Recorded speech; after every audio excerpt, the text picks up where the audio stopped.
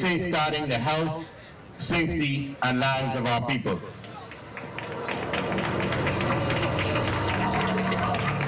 Your dedication to resilience and readiness continues to set the tone for national action, and for that, we say thank you. This year's theme, Every Day Counts, Act for Resilience Today, reminds us that disaster preparedness isn't seasonal. It's a daily commitment, and it must be a shared commitment. As the 2025 Atlantic hurricane season approaches, and with it, forecast an above-average activity, we do not have the luxury of passive concern. Every day between now and the peak of the season is a day to prepare, to strengthen, and to build trust across sectors and communities. At the Disaster Risk Management Authority, we have taken this charge seriously, guided by a whole of government, whole of country, and whole of community approach. We have been working with our partners to reinforce emergency operations and national response plans, evaluate and bolster shelter readiness, engage local communities with updated hazard awareness campaigns, and coordinate supply chains and first response systems across all islands. But none of this happens in isolation. Preparedness is a partnership. And so today, I want to take a moment to recognize and thank each of you, our first responders, our health professionals, our NGOs, community leaders, utility providers, educators, media, and private sector allies. Your presence here today is not ceremonial, it is strategic, and it is also essential.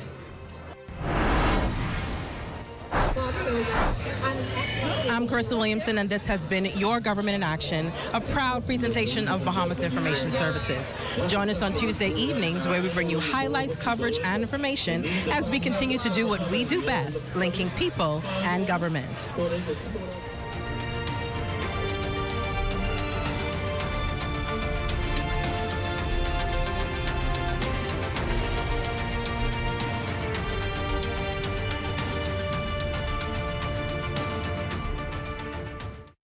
At Rusty Bethel Drive, I'm Paiswell Forbes. This is ZNS.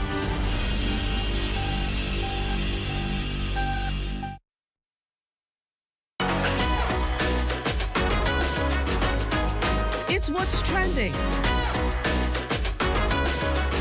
with Jimanita Swain and the Bahama Beauty.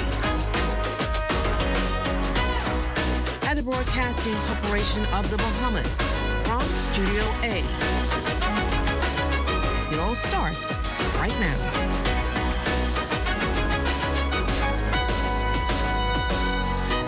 Hello and welcome, everyone. It's Wednesday, June 4th, and you're tuned into the ultimate destination for all things lifestyle, entertainment, and everything in between. I'm Kentany Campbell-Moss, filling in for Jimanita Swain, and you're watching What's Trending, the show where we bring you the latest trends, hottest news, and insider tips on living your very best life. Whether you're here for fashion, for food, or fitness, it's all the latest buzz from social media. We have got you covered. We're serving up flavor-packed shows that you don't want to miss. First, we're getting cultured, literally, with a deep dive into the variety of cheeses from Solomon's Fresh Market. With bold blues to creamy bries, we're exploring the textures, the flavors, and perfect pairings that make every bite worth savoring. Then we raise a glass or two with Commonwealth Brewery Limited, who takes us on a sip-worthy journey through their South African portfolio. Find out which pairings are best for you. Match them with your very own cheese board. And while it's not Monday, the Bahama Beauty is back, and she's here with the latest buzz from social media, viral moments, trending topics, and who's making waves online right now. Stay tuned, you're watching What's Trending.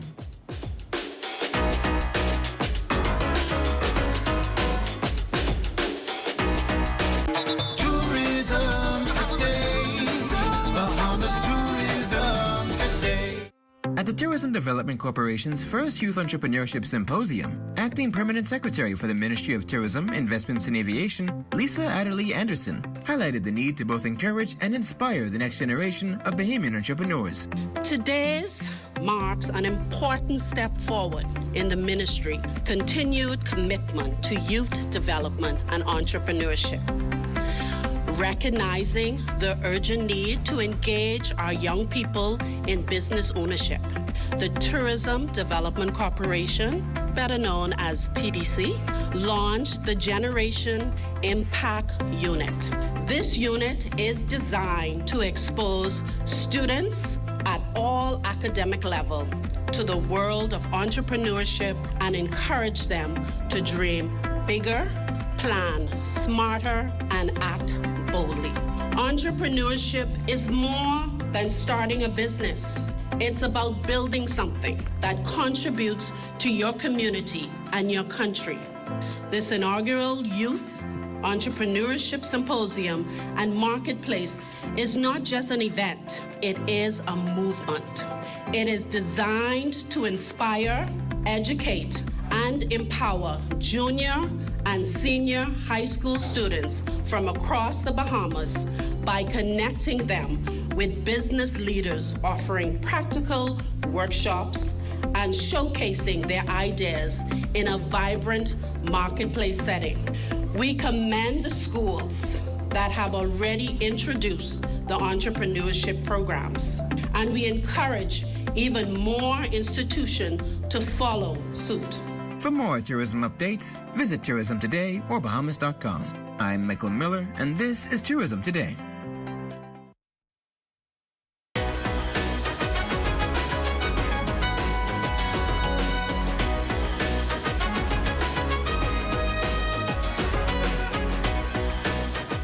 It's time to get great.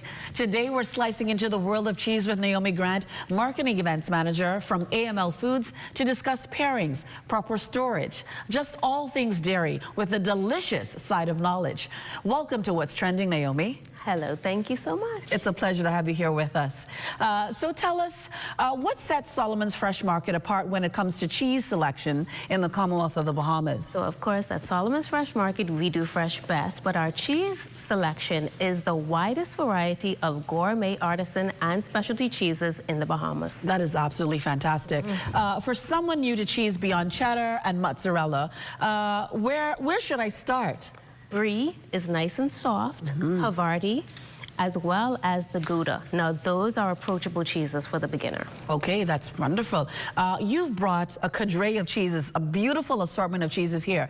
Can you walk me through my cheese options, please? Yes, because you're going to make a charcuterie board right now. I am ready. I am ready. I'm getting married, and so I'm ready for the charcuterie. This is perfect. Yes. Okay, so what you have to understand is your taste. Okay. Okay, so we're going to go with the soft cheese here, which is the burrata. Grab your fork and put that right in the middle. Which one is That's the burrata? the burrata. This here? Yes. Okay, this is nice and soft. Oh, this is soft. This is nice. And nice and creamy, and you can pair that with some prosecco if you would like, and then you're going to go with the aged cheddar. That's your favorite one. Which one is that now? That one. This one here? Yes. Okay, and it's aged? Yes. Okay. It's aged. It's not old, nor is it molded. Aged. So it's aged. I want to put it in like a little, okay. You put it wherever you would like to let me put make some it. little decorations right here. Yes, there you go. All right, there we go. And then you're going to go in with the smoked the Gouda. Okay, which one is the Gouda? That's this one. This one here? Yes. Okay. That's going to pair well with a Melback. And then you're going to grab some blue cheese.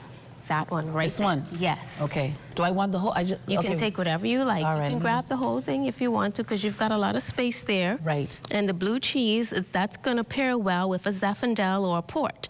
Okay. Then you're going to have the Parmesan cheese, okay? Now, which one is that? That one. Okay. What, this is Yes. Okay. I can't try some cheese, eh? Yes, go right ahead and taste it. Let me try some cheese. This look cheese. This look. I could taste. Let me taste it. Yes, taste it. Tell me what you think.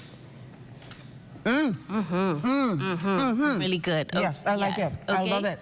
This would be good in some macaroni and cheese too. Yes, you can add mozzarella, Gouda, and the aged cheddar. They'll jealous me on a Sunday. Absolutely. Yes. Upgrade your macaroni. I have to. Now you get your goat cheese. This one here? Yes. All right.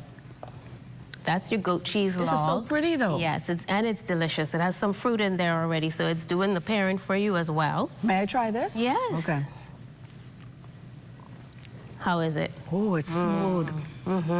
It tastes like it has like pomegranate and it's fruity and... So what do you think you want to pair that one with? I don't know, tell me. You don't know? You can pair that. Champagne? Yes, you got it.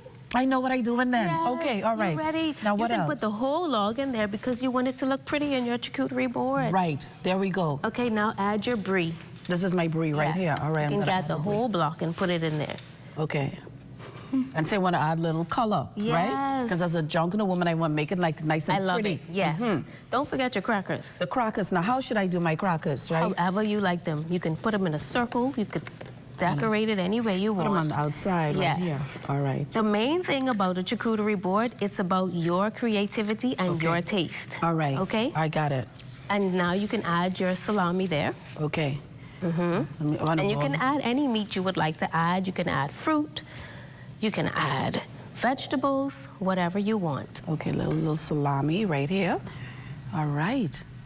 And that's beautiful. There you go. I made my first charcuterie box. You made your first charcuterie board. I love this for us. I love this for us. Now, tell me something.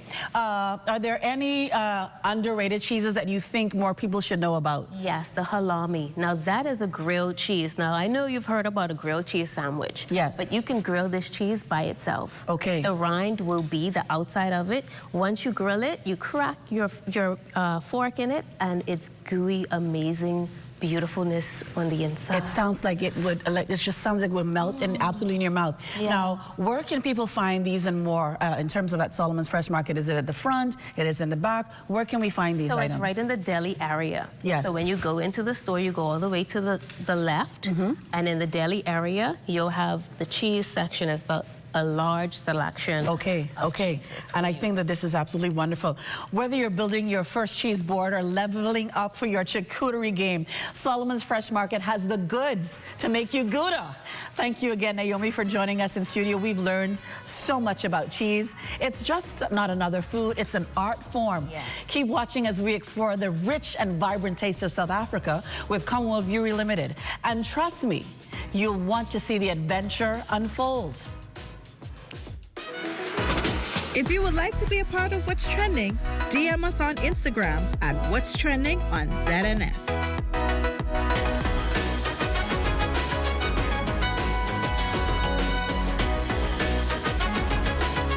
Got termites and need to get rid of them fast? Trust Rentokil Initial. With over 60 years experience in the Bahamas, the global brand, training, and expertise can't be beat. Only Rentokil Initial gives you a 3-year warranty and payment plan options on termite fumigation. No one can match the range of treatments we offer, such as fumigation, pre-construction treatments, termite monitoring, and more. No matter where you are in the Bahamas, we will come to you. When it comes to complete termite eradication, there's only one name, Rentokil Initial. We're here at the Nassau Village Community Center project, where over the past 17 months, we've hired over 20 Bahamian subcontractors to bring this beautiful project to fruition. I've been living in Nassau Village for more than 19 years, and to see a project like this bring great joy and pride to me. This state-of-the-art multi-purpose community center will serve as a crime-fighting initiative in the community. Also help with the education of our kids in this community and a hurricane shelter. Yeah, and it also shows what we as Bahamians can achieve when we work hand in hand with each other. We have the technical know-how, and we can pretty much deliver on any project here in the Bahamas or in the world. Bahamas Stripe and the Bahamian Company, they prove that they believe in Bahamians. Based on the outcome of this project, I don't think they're disappointed in giving a small person an opportunity to do a job such as this. The more opportunity they get, the more opportunity we will get. If you look around and see the work done so far, it just shows what we as Bahamians can do.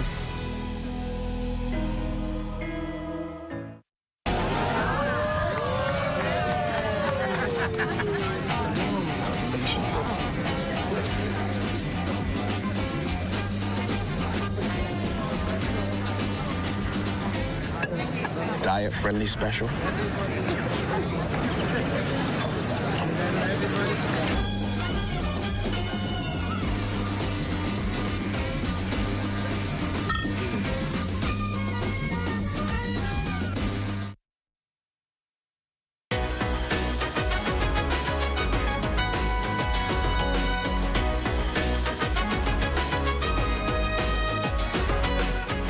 the cork and pour the charm. Commonwealth Brewery took our taste buds on a tour of their newly launched South African wine portfolio. Join the Bahama Beauty for this sip-worthy experience. We're very excited to bring the Distell portfolio to the Bahamas. Yeah, Distell is the leading South African company when it comes to production of wines, spirits, and ciders and RTDs. And finally, we're bringing this whole beautiful portfolio here to our shores. So truly, as they're headquartered in Cape Town, right, the Cape of South Africa, it's about the Cape meets the Caribbean. It's truly a unique portfolio. You're looking at a whole different range of products, wines, spirits, ciders, RTDs. You have some fan favorites like Obiqua, 4th Street, right? But also some award-winning labels like Nederburg and Durbanville Hills. Beyond that, let's talk about cider. Savannah is actually the world's #1 cider by volume. And finally, and for the first time, we have it here in the Bahamas. Big things are brewing at Commonwealth Brewery Limited. Marketing Director Andre Wolt dropped the exciting news as the company launched a bold new portfolio, and they did it in true CBL style. The team took guests on a first-class ticket straight to South Africa. Well, kind of. With a fabulously themed safari chic soiree at 700 Wines and Spirits in Caves Village. Think giraffes, glitz, and gorgeous pours. No lions or tigers on the loose, but plenty of wild good vibes and sleek bar stations to match. We also have Benini, a sparkling frizzante. It's an RTD made from grapes. And then when we speak about spirits, we have 3 Ships, which is a South African whiskey, a cask whiskey, as well as Baines, a single grain whiskey. A really, really full and exciting portfolio. And not to forget, a brand we all know and love, Amarula. Amarula has been in the Bahamas for many years now, but we feel here at CBL the brand has more potential, and we're excited to unleash the full potential of the Amarula brand with its flagship cream liqueur, but also new flavors such as Ethiopian coffee and a vegan flavor with coconut. Behind the magic, a powerhouse team. Senior Portfolio Manager for Wines and Spirits, Denzel DeVoe, revealed just how much planning went into this showstopper of an evening. Why not just bring Cape to the Bahamas instead of trying to make it just like a regular tasting, a regular event? So we decided to go with Cape meets the Bahamas. So come here and experience the Cape culture. So in this launch, what you're going to see, you're going to have a taste of the Cape culture. So we're going to bring South Africa in a way, whereas some of the hors d'oeuvres being served are going to definitely be from South Africa. And then you're going to have a little bit of the Bahamian flair. So you're going to have a mix of both. And then at the same time, you're able to taste the wines. And you'll find that some of the wines and also the spirits as well as the cider, you're going to find that these are products that you can relate to in terms of the taste profile that they have. And you're going to enjoy yourselves. You're going to ensure that you're going to go into our 700 Wines and Spirits locations, and you're going to make certain that it's in your basket when you shop. And wine brand rep Aaron Marshall popped the cork on the real stars of the night. 3 brand new wines, each with notes that had connoisseurs swooning. 4th Street wine and the Obiqua wine are very much affordable options. The 4th Street wine, the grapes are harvested very early, which gives it a much sweeter taste profile.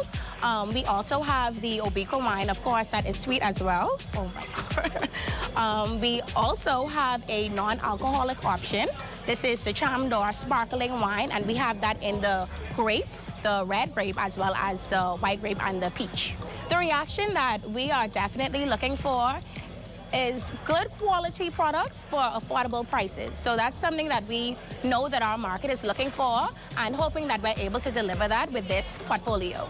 And yes, at least one lucky patron was totally swept off their feet by the wine, the vibe, or maybe both. I've tried quite a few of the products that are being offered, but I seem to have been, keep going back at the sampling station for the Savannah premium cider. I've had many ciders in the past, and I think what I don't like is the overly sweet and fruit forward that I typically get in the other brands. But this one is very nice. It's very refreshing. It's very low on the sugar content, and it's very easy drinking. So yes, it's absolutely up my alley. I think it's really awesome. I'm looking at the overall theme, and I think it's different. It's really, really exciting.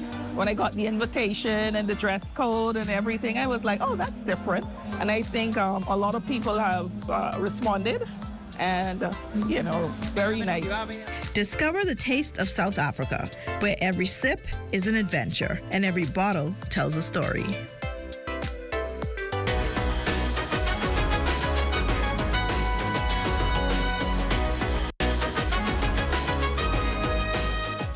Tired of looking at the same old kitchen? Step 1. Our talented recommended designer Mark crafts a custom design just for you. Step 2. Once your design is ready, CBS Bahamas makes ordering effortless. Your dream kitchen is within reach. Step 3. Our recommended installers bring your vision to life, ensuring every detail is perfectly in place. Sit back and relax as your dream space becomes a reality. Visit cbsbahamas.com and start bringing your home improvement dreams to life today.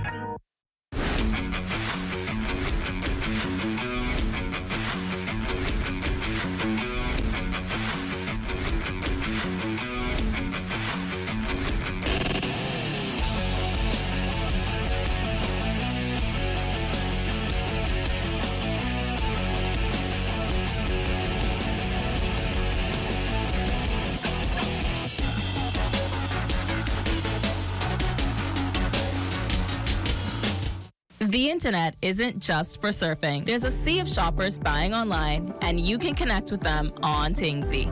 Tingsy is the SBDC's online storefront built for Bahamians. Take your business to the next level by selling to customers online, both at home and around the world. People want Bahamian things, and if you got things to sell, sell on Tingsy. Find out how you can connect with a sea of buyers by visiting tingsybahamas.com.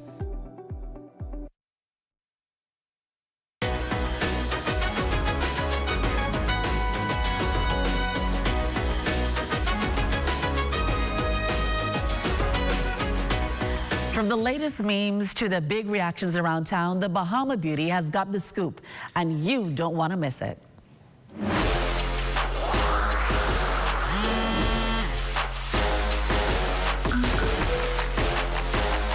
I'm the Bahama Beauty, and here's what's the buzz for this week. Jazz Chisholm's Grand Slam Glam. We're diving into the Birkin that stole home plate. Move over, diamonds on the field. There's a new one swinging from Jazz Chisholm's arm. The Yankee star isn't just making headlines for his athletic prowess.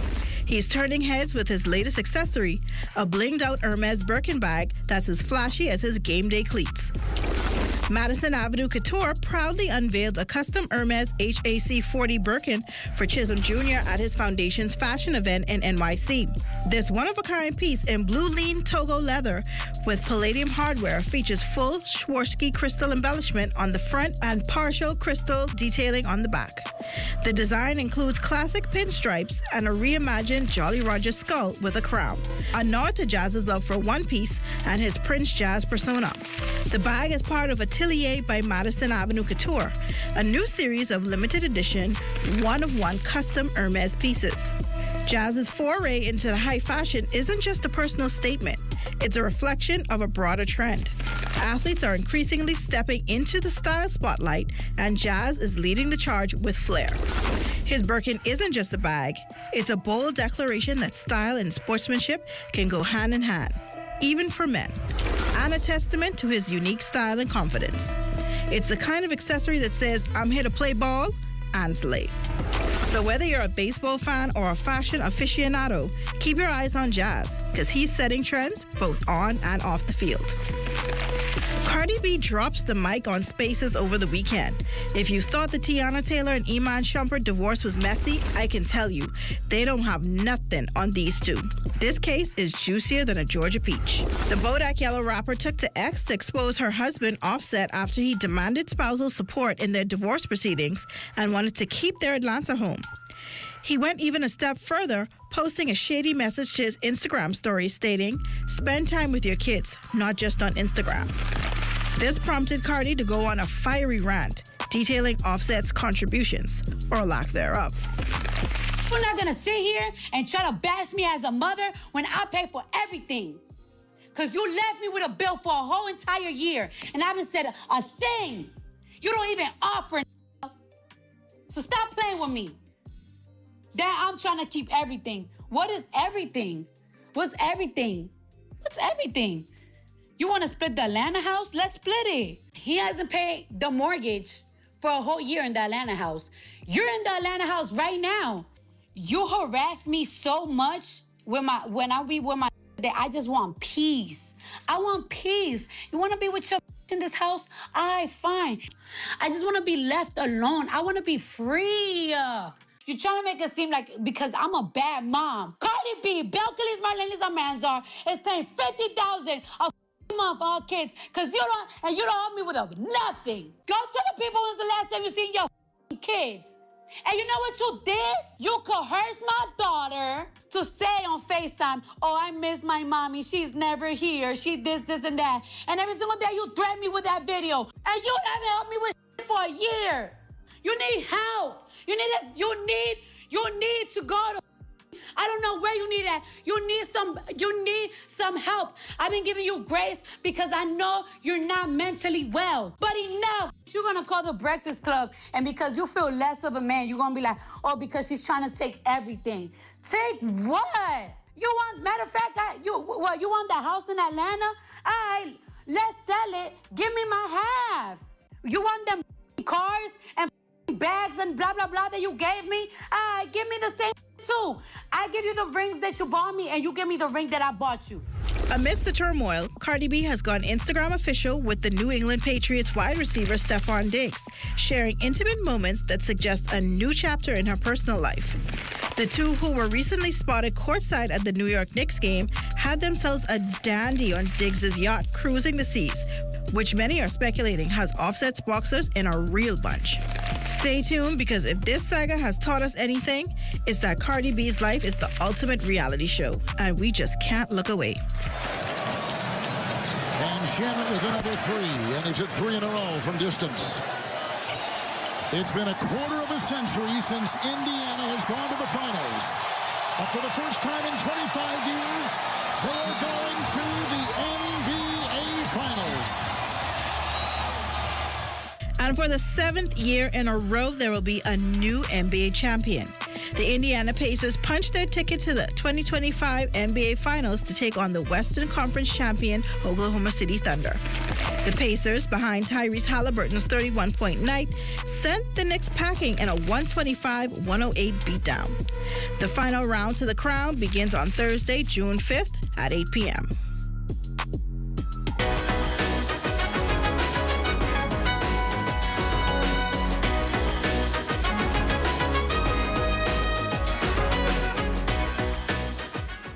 Summer in the Bahamas. The weather is hot, but not as hot as the ZNS summer packages. Get ads on ZNS TV or ZNS Radio Network or the TV community page, or a combination of all three. ZNS has got you covered with great prices, whatever package you choose. Book before June 7th and get the local Federation Championship Baseball bonus full of all kinds of extras free of charge. Contact your account executive or call ZNS Sales at 502-3800 today. Hot summer package rates valid until July 31st.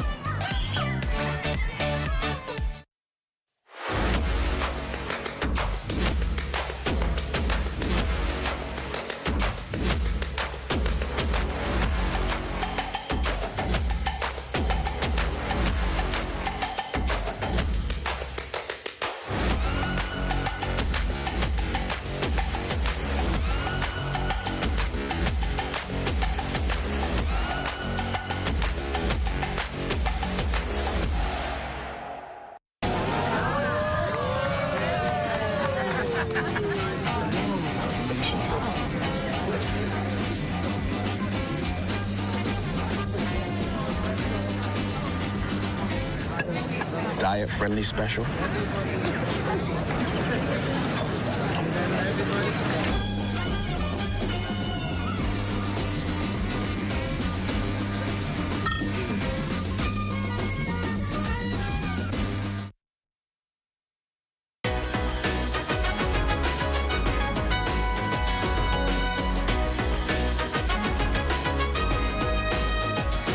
On Thursday's show, just in time for the heat, this entrepreneur's got the scoop on a summer treat you need to try. And that's it. We're wrapping up another trending day. Thank you for hanging out with us on What's Trending. Remember, the conversation never stops. Catch us on Instagram. What's trending on ZNS? Share your thoughts and let us know what you think should be trending next. We'll be back tomorrow at 6 p.m. with more headlines, highlights, and heat. Until then, stay curious. Most of all, stay connected. Bye-bye.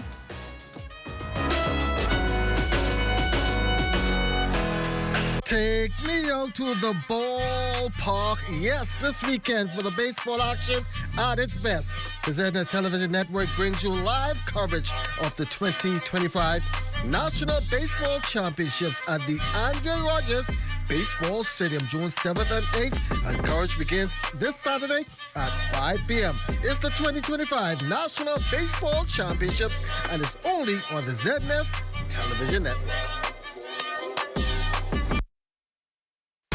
Now, it's you who owe the bank any money for this house, you know, not me. You got 30 days to make a payment in full or hand over the keys. Every woman need a little thug in her life. Just stop it. Get the hell away from me. Your own mother sacrificed everything. I don't owe mommy nothing. I want you to get admitted in the hospital for a few days. What your name is? Dr. Chidambaram Krishnamurthy. What? I don't even know what we was talking about. What? Change? Stop lying. Do not force me to get loud and change. Yes, mama. Come on, through. Huh? You think you better than me? You don't know me. Have you ever stopped to think about what I'm going through? I sacrificed everything. You and your daughters could do the next best thing. What is that supposed to mean? Die and go to hell.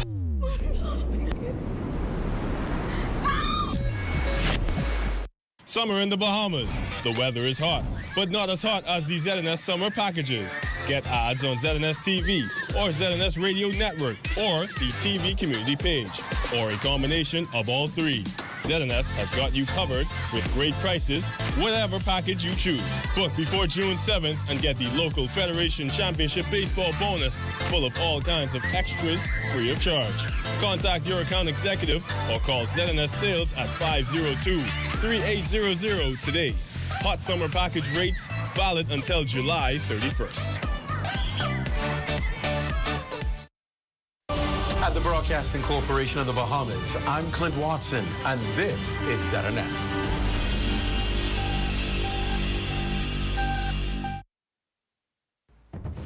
This is the Bahamas Tonight, the Northern Edition. Here's a look at tonight's top stories. The Prime Minister announcing salary increases during the 2025-2026 budget debate. Plus, the Department of Labor hosts a major job fair in 8 Mile Rock, connecting job seekers with opportunities. And the charges dropped in a $5 million cocaine bust. Details ahead. The Bahamas Tonight Northern Edition starts now.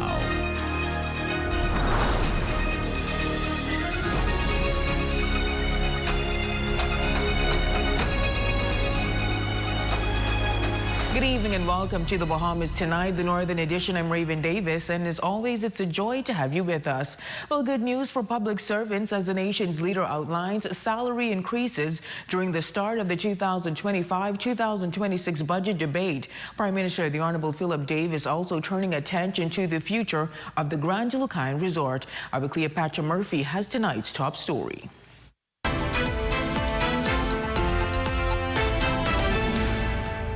Public servants and middle management will get a salary increase by the end of the month as government moves toward the second phase of the public sector salary review.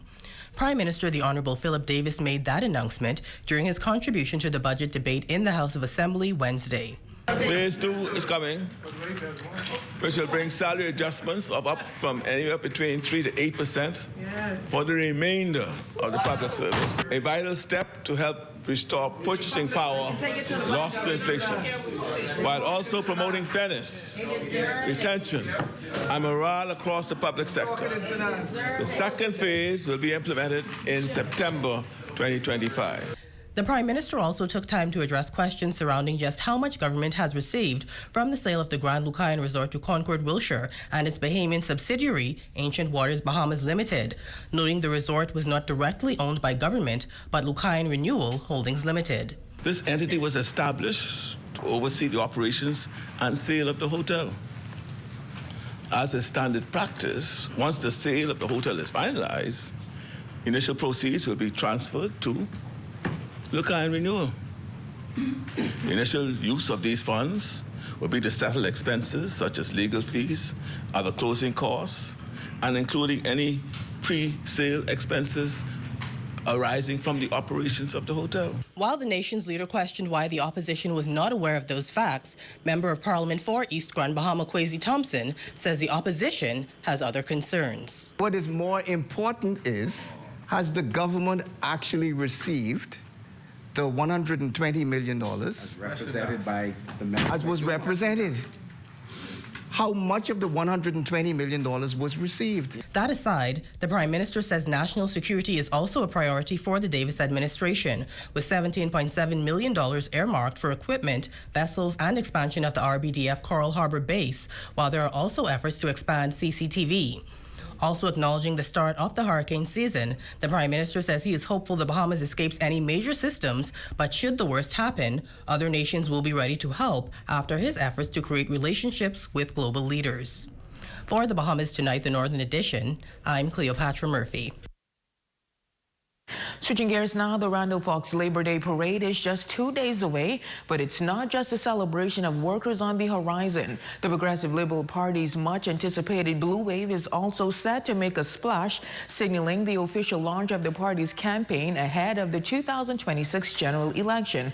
However, some have raised concerns about the PLP's presence at the parade, accusing the party of politicizing a day that many believe should be reserved for honoring workers. Despite the criticism, PLP Chairman the Honorable Fred Mitchell sees it differently, arguing that Labor Day has long seen participation from both of the country's major political parties, and he says that tradition will continue. As a historical fact, labor and political parties have marched together. And it don't matter whether you come in your paraphernalia or not. But these days, and you call a march, I can be there for every march. Why? Sean McQueenie wrote a book. And he said, in the 19th century, they passed laws because they were afraid that after the Haitian Revolution, black people were going to overthrow the government in the Bahamas. And they passed laws in this country to prevent more than 2 or 3 people from standing up on the street. No marches, no demonstrations were all banned. Today, we have the freedom to march. So once you got the freedom, use the freedom.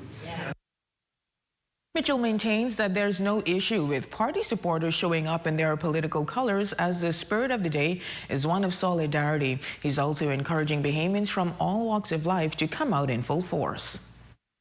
On this coming Friday, everyone who's Bahamian, whatever party you belong to, should be on that march on Friday. That's all I say. I don't care.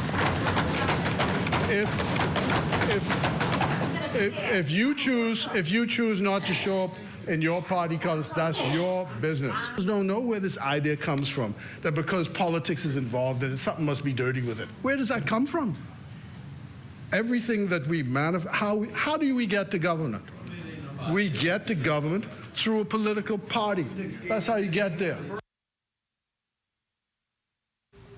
Meantime, as the Progressive Liberal Party gears up for its campaign launch ahead of the 2026 general election, Member of Parliament for West Grand Bahama and Bimini Kingsley Smith is reflecting on the progress made in his constituency. He highlights key accomplishments to date and shares optimism for the completion of ongoing projects in the near future.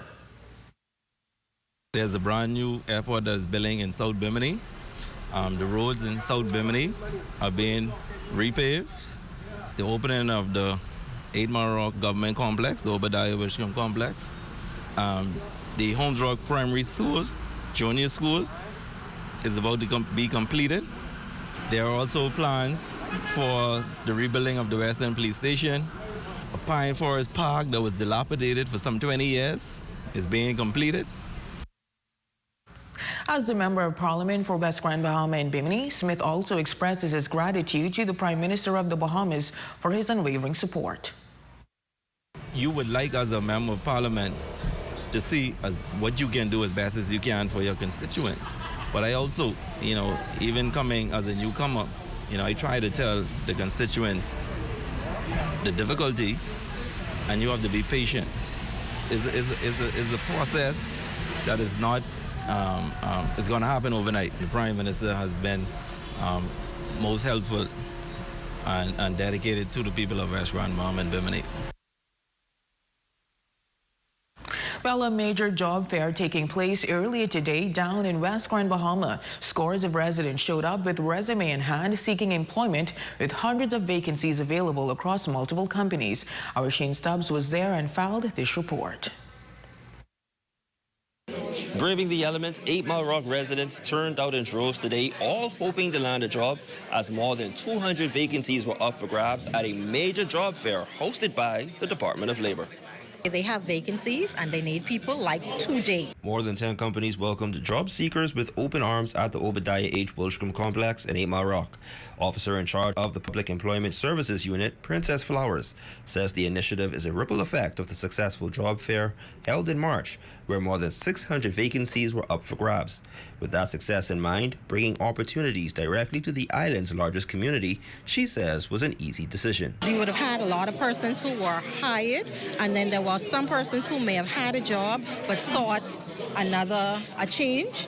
So there are a lot of companies with vacancies, and on a daily basis, we're getting calls. Companies such as AML Food Services, Family Guardian, and Viva Wyndham Fortuna Beach were among those looking to strengthen their teams with eager, service-driven employees. Organizers say face-to-face interactions allowed many applicants to make strong first impressions, interactions that could very well lead to multiple hires. I think we have gotten a number of great candidates. I'd like to see them for a second interview. There's persons, from varying age groups and whatnot, and that's what we're looking for too, multi-generational persons. A lot of young people came even despite the weather, and so far it looks really good. The Celebration Key is opening on the horizon. Companies like Acropolis Limited and Mini Donut King say they were excited to connect with the potential recruits who could soon serve at the major vacation destination. Both companies expressed interest in participating in future job fairs to continue building their teams. If we keep this going, we'll have persons that can find employment at the end of the day. The market right now is really open for anybody who's hungry for work. So definitely anybody who's out there would have to take advantage of these opportunities. Now Flowers says it's the continued mission of the Ministry of Labor to provide opportunities for gainful employment, and the community can look forward to more fairs in the future. For the Bahamas Tonight, the Northern Edition, I'm Shane Stubbs. All right, thanks, Shane. Now it's official. 20 graduates from UB North's teacher education class of 2025 were officially pinned as educators during a commissioning ceremony at the Community at Heart Tabernacle Church of God, marking their entry into the teaching profession. The graduates pledged their commitment to remain shining examples within society as they embark on the noble mission of unlocking the potential of the nation's future. Hailed as some of society's most vital contributors, 20 graduates of UB North's teacher education class of 2025 were officially pinned during a commissioning ceremony at Community at Heart Tabernacle Church of God, marking the start of their sacred journey as educators.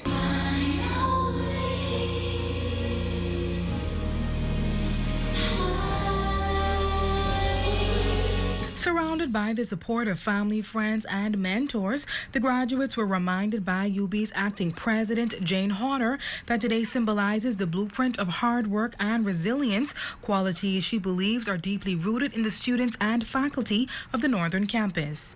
Perhaps none have moved me quite as much as the stories I've heard from the UB North students and their faculty and their staff, and how they struggled, and what they did, and how they mastered and showed resilience in the face of incredible, incredible challenges. Dr. Natasha Sworn, chair of the School of Education, explained that as these future educators walk the halls of both primary and high schools, they will encounter a diverse group of students, each carrying not only triumphs and victories in their backpacks, but also trauma. It is this reality, she emphasized, that fuels her unwavering commitment to the art of teaching.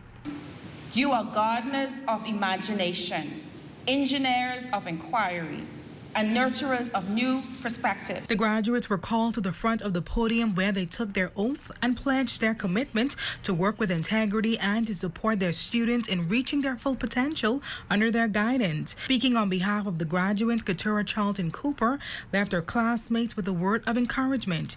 Do not be anxious about anything, but through prayer, present your requests to God. Congratulations, class of 2025. Now go forth and change the world. One student, one lesson, one day at a time. For the Bahamas Tonight, the Northern Edition, I'm Jolanda Thompson, Everest. Well, congratulations to all of the graduates. And now on to news from the courts. The prosecution has dropped all charges against 31-year-old Kenley Guerrero in connection with the seizure of over $5 million worth of cocaine. Guerrero appeared before senior magistrate Anishka Isaacs on Monday, June 2nd, 2025 for the continuation of his trial. However, Assistant Superintendent of Police Kendrick Bald, the lead prosecutor, formally withdrew all charges. Guerrero, a resident of 8 Mile Rock, was previously arraigned before Magistrate Samuel McKinney on multiple drug-related charges stemming from a major drug bust on November 15, 2021. Those charges included conspiracy to import dangerous drugs, importation of dangerous drugs, possession of dangerous drugs with intent to supply, and conspiracy to possess dangerous drugs with intent to supply. Authorities had alleged that Guerrero, in concert with others, was involved in the possession and trafficking of some 250 kilos of cocaine found in 9 suitcases. According to police reports, officers from the Drug Enforcement Unit, the U.S. Drug Enforcement Administration, and OPAT launched a joint operation that led them to an apartment complex in Russelltown, 8 Mile Rock. Officers initially searched a unit on the western end of the complex, but found nothing. However, a subsequent search of a neighboring unit uncovered 9 suitcases containing the suspected cocaine. Guerrero was represented by attorney Richard Humes of Monroe and Associates. No reason was given in court for the withdrawal of the charges. And still to come. The city of Freeport is in motion. Our series continues with officials from the Grand Bahama Port Authority. We'll have details of that story plus sports highlights when we return.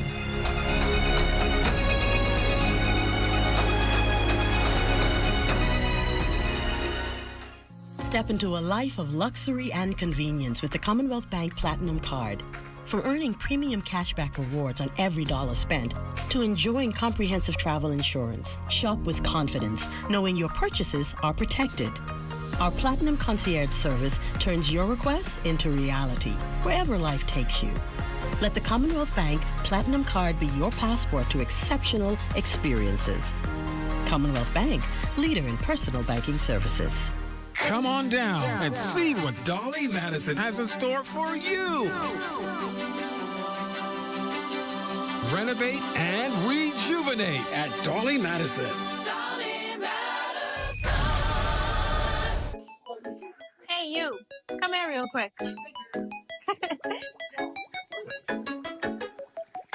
Shaver Crate is now opening at our new home, the Raven Mall. Come celebrate our opening with us June 5th, where we'll have prizes, surprises, and more. And we will be displaying our new gem, the Oxtail Crate.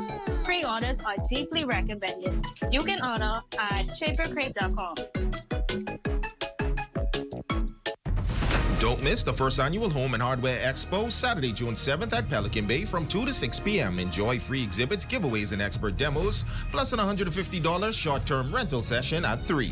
Call 352-6126 for more details. Experience a man's point of view live at the Regency Theater, June 14th at 8 p.m. and June 15th at 4 p.m. Tickets just $40 at 17 Shop or Imagine Graphics. Visit ampv.online for more information. Select the perfect gift for Dad from Esquires and get a chance to surprise him with a 360 gas grill. Take 20% off your purchase from June 9th to 14th and enjoy additional savings throughout the store. Call them today at 352-8816. Happy Father's Day from Esquires. It's the Double Trouble Sale at Bethel's Air Conditioning and Refrigeration, located at number 3 Milton Street, June 2nd through 7th. Cash sales only. Call 602-5467 for more information. Be a part of history. The Grand Bahama Port Authority invites you to nominate outstanding residents for Icons of the City 2.0. Submit your nominations today at gbpa.com/icons before June 21st. Your number one team in the North. Only the sun covers the Bahamas better. Welcome back. Tonight we continue our City in Motion series. In this feature, Rumiko Knowles reports that not only are buildings going up across Freeport, but local businesses are also expanding in anticipation of an economic upswing expected to revitalize the city. Today on City in Motion, we're following the paper trail of possibility, and it's led us here. And it may not look like much now, but what we're seeing is the groundwork for what lies ahead. It's all about preparation, and that is exactly what is happening in the city of Freeport. People are preparing, not just in concrete, but in contracts. Going into Hurricane Dorian, we had about 2,800 licensees with the Grand Bahama Port Authority. Today, we're almost at 3,600 licensees. An increase in business license applications is just the tip of the iceberg when it comes to what's ahead for the city of Freeport, according to Chief Investment Officer of the GBPA, Derek Newbold. Businesses like Bethel's Bookstore are already expanding their operations in preparation for what's to come. Their investment in expanding their facilities is really a testament to local investor confidence. And, you know, I want to commend Bethel's Books for being forward-thinking and being visionary and preparing themselves for the projected improvements that we see happening within the economy. This will be comprised of 9 units. We'll host our store there as well. We have 1 government agency signed on so far, and a food store has signed on. 1 unit has already been rented, believe it or not.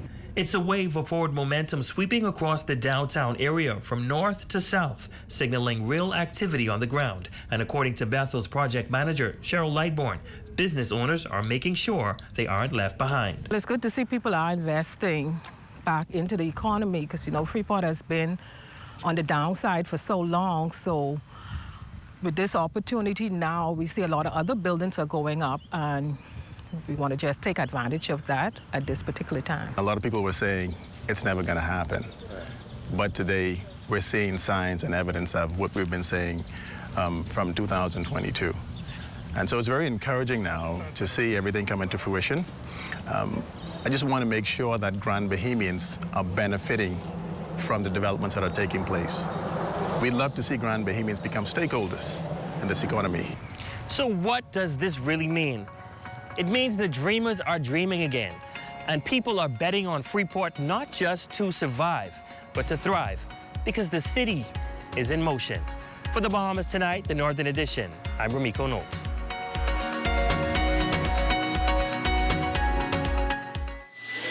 And that's a look at stories making news. Jay, what's happening in sports? Raven, a major volleyball tournament set that begins tomorrow, in fact, from Sunday. Some from national team players from New Providence, Bimini, Abaco, Exuma. They'll all be down in Grand Bahama competing. Awesome. All right, thanks, Jay. Well, sports is coming our way next, but first a check on the local weather forecast.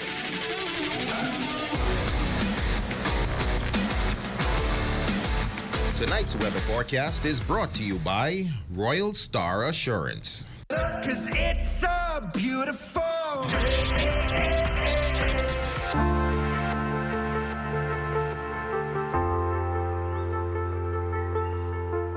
Journey to a serene oasis. Relax. Rejuvenate. Renew. Welcome to Renew Day Spa. For appointments, call 352-RENU. This June 15th, get ready for a powerful night of praise and celebration as the Broadcasting Corporation of the Bahamas, in partnership with New Life Worship Center, presents a musical concert honoring 10 fathers and celebrating ZNS 89 years of excellence. It's a moment of music, memories, and legacy. More information to follow. Stay tuned.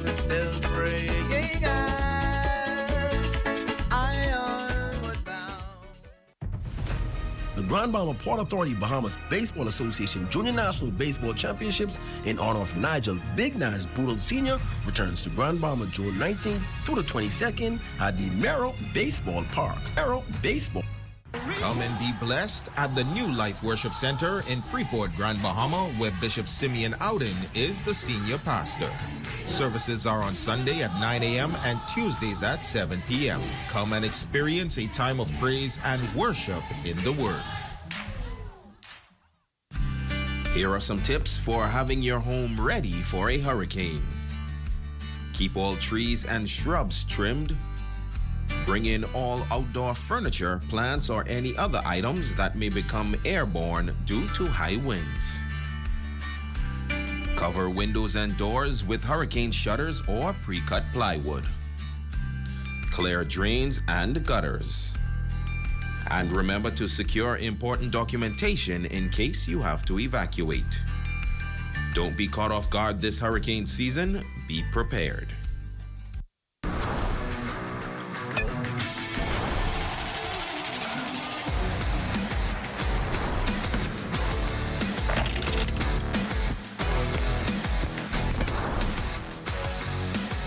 Good evening, ladies and gents. I'm Jay Philippe, and welcome to Sports Top in Sports. The Battle of the Islands volleyball tournament begins Thursday, June 5th through Sunday at the 8 Mile Rock Gymnasium. Teams from Grand Bahama, Abaco, Bimini, Exuma, and New Providence will be competing in both men's and women's play.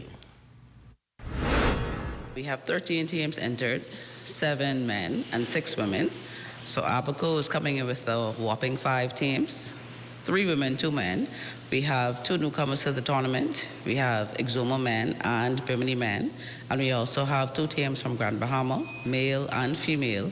And the remainder will be coming from New Providence, 1 male, 2 females. We have a whopping 44 sets prior to, so we have a cap on each set. So instead of doing the best of, every team is going to play 2 sets, and there's a cap at 21 for the preliminary rounds. Once we go into playoffs and championships, we will do the best 2 of 3 for the championships, but our playoffs as well. Next in sports, Xavier Thompson and Liam Smith was named to the Bahamas 12U national baseball team. The team will be competing at the Pony Caribbean World Series qualifier in the Dominican Republic this weekend. I feel really good, and I think we could win, and I think I play good. I've been working on line drives and then the ball on the opposite side of the field, getting stronger, and again in line drives. And last in sports, slow pitch softball gets underway this weekend at the Sports Complex Softball Park. We feel it's only right to add him into the mix and honor these guys. We continue to do this going forward. This is an annual event, and we are happy to be able to add Money Williams as an honoree to our tournament. Ladies and gents, that's your quick check on sports. Your Facebook friend of the day is next. I'm Jay Philippe. As always, be blessed.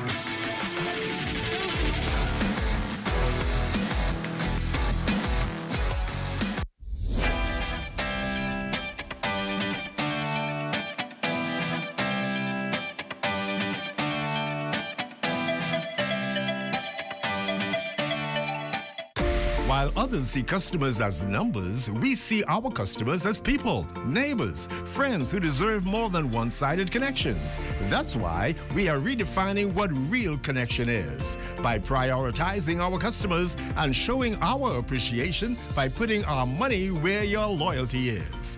ATC customers, claim your $200 Bahamas Air gift card when you add postpaid mobile to your internet plan. That's loyalty that flows both ways. What is Business Fit? Business Fit is a group health insurance package offered by BAF Financial. What are some of the benefits of Business Fit? No deductible, dental and vision care, hospital room and board, surgical treatment, labs, medication and drugs, maternity, doctors, clinics, specialist visits, chemotherapy and radiation treatment, air and ground ambulance, and preventative care. Business Fit, offered by BAF Financial. Join us for City in Motion, your inside look at the people. progress, and possibilities shaping the city of Freeport.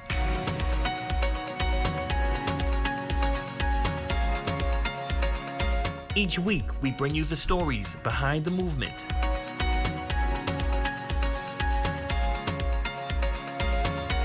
Highlighting how the Grand Bahama Port Authority is leading with purpose. Our desire is to connect Bahamians with the opportunities that's right in front of them. This is City in Motion. Here at Freeport Decorators, we have hundreds of products for you to choose from. Whether you're in the market for trophies, plaques, rubber stamps, corporate signs, any kind of interior signage, stamps, or seals, we're your one-stop shop. We feature glass, acrylic, crystal awards for every occasion. We build all the trophies here on site. Looking for a gift item? We feature pens, key rings, mugs, tumblers, barbecue tools, even bamboo cutting boards. Have something already? Bring it on down. Let us see if we can print that special something on it for you. Need a headstone? Memorialize the memory of your loved one with a beautifully lasered granite marker. Our store hours are Monday to Friday, 9 to 5. We focus on customization. So if you have an idea or a new concept, bring it on down or call us at 352-5557 or even WhatsApp your idea to us at 646-0777 and we will do our best to make your awards and recognition ideas a reality.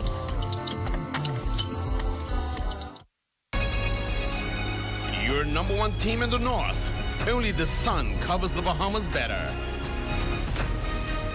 And that concludes the Bahamas Tonight, the Northern Edition. I'm Raven Davis. And I'm Jay Philippe. Raven, hitting the gym this evening or tomorrow? No, I went this morning. You missed it. I missed it. I guess I'll see you on the holiday weekend. Oh, thank you for tuning in. The Bahamas Tonight is coming your way next.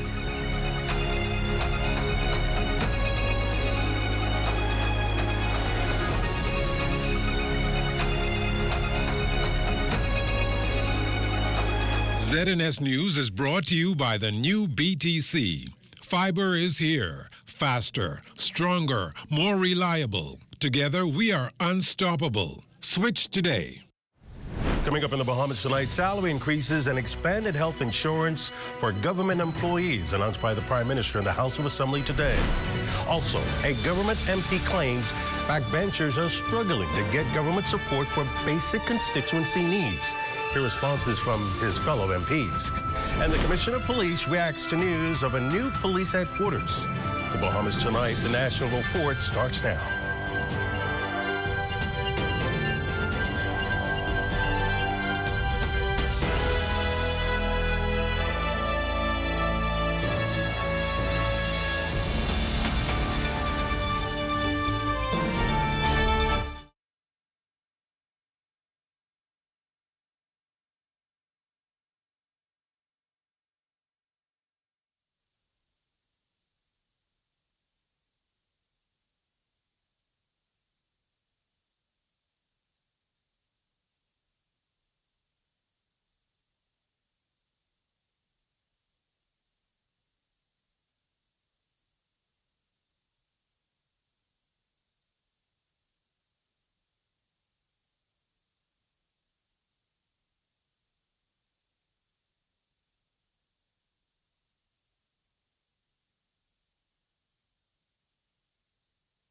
Summer in the Bahamas. The weather is hot, but not as hot as the ZNS summer packages. Get ads on ZNS TV or ZNS Radio Network or the TV community page, or a combination of all three. ZNS has got you covered with great prices, whatever package you choose. Book before June 7th and get the local Federation Championship Baseball bonus full of all kinds of extras free of charge. Contact your account executive or call ZNS Sales at 502-3800 today. Hot summer package rates valid until July 31st. Take me out to the ballpark. Yes, this weekend for the baseball action at its best. The ZNS Television Network brings you live coverage of the 2025 National Baseball Championships at the Andrew Rogers Baseball Stadium, June 7th and 8th. And coverage begins this Saturday at 5 p.m. It's the 2025 National Baseball Championships and it's only on the ZNS Television Network. At the Broadcasting Corporation of the Bahamas, I'm Clint Watson, and this is ZNS.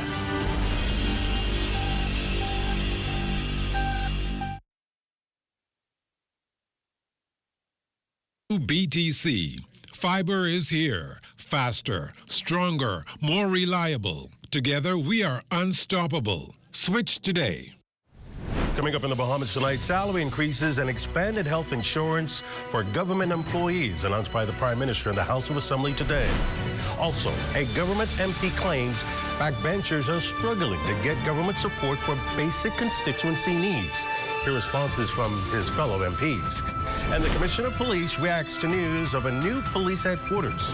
The Bahamas tonight, the National Report starts now.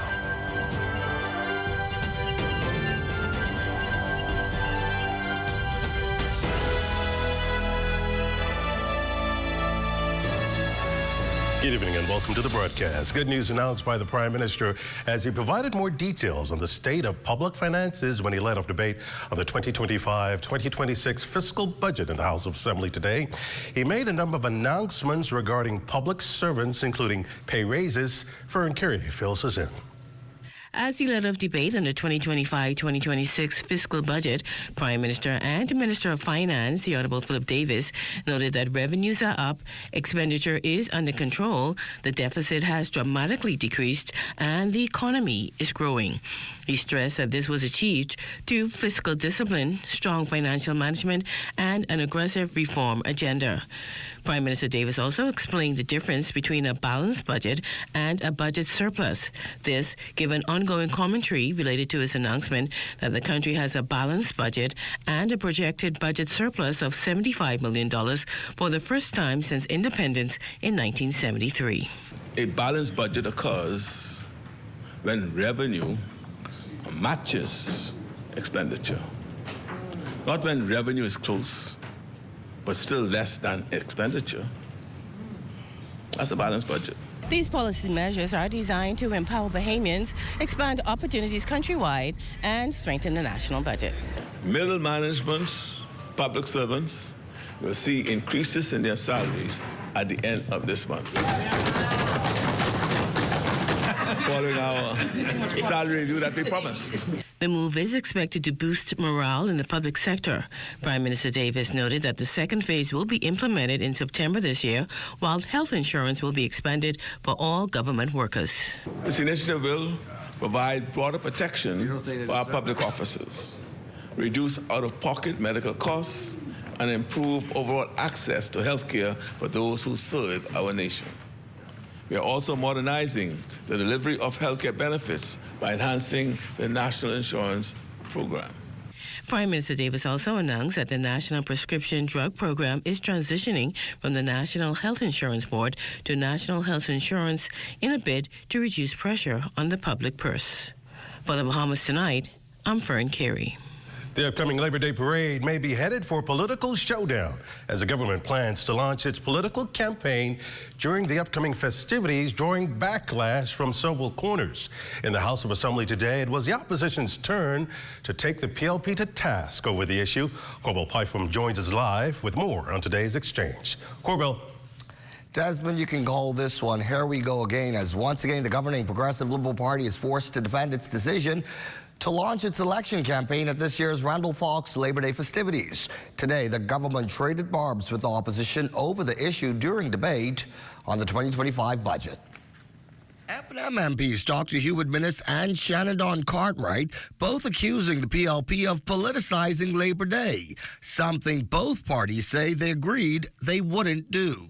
But the agreement was that we would respect the Randall Fox wishes, which was the Labor Day march is for the people, and we must respect that and do not come in any political paraphernalia. But people are offended, and labor leaders, and people are offended that the Progressive Liberal Party has talked about a campaign launch that's attached to the Labor Day festivities. But to let the public know that the Free National Movement will be there in our national colors to support the laborers of this country. However, Foreign Affairs Minister Fred Mitchell sees this as much ado about nothing. He bristles at the notion that some, including trade unionists and political organizations, are threatening to boycott the parade. There's a propensity always for fault finding, no matter how good an effort is. So you ask yourself, Madam Speaker, how you can boycott your own march?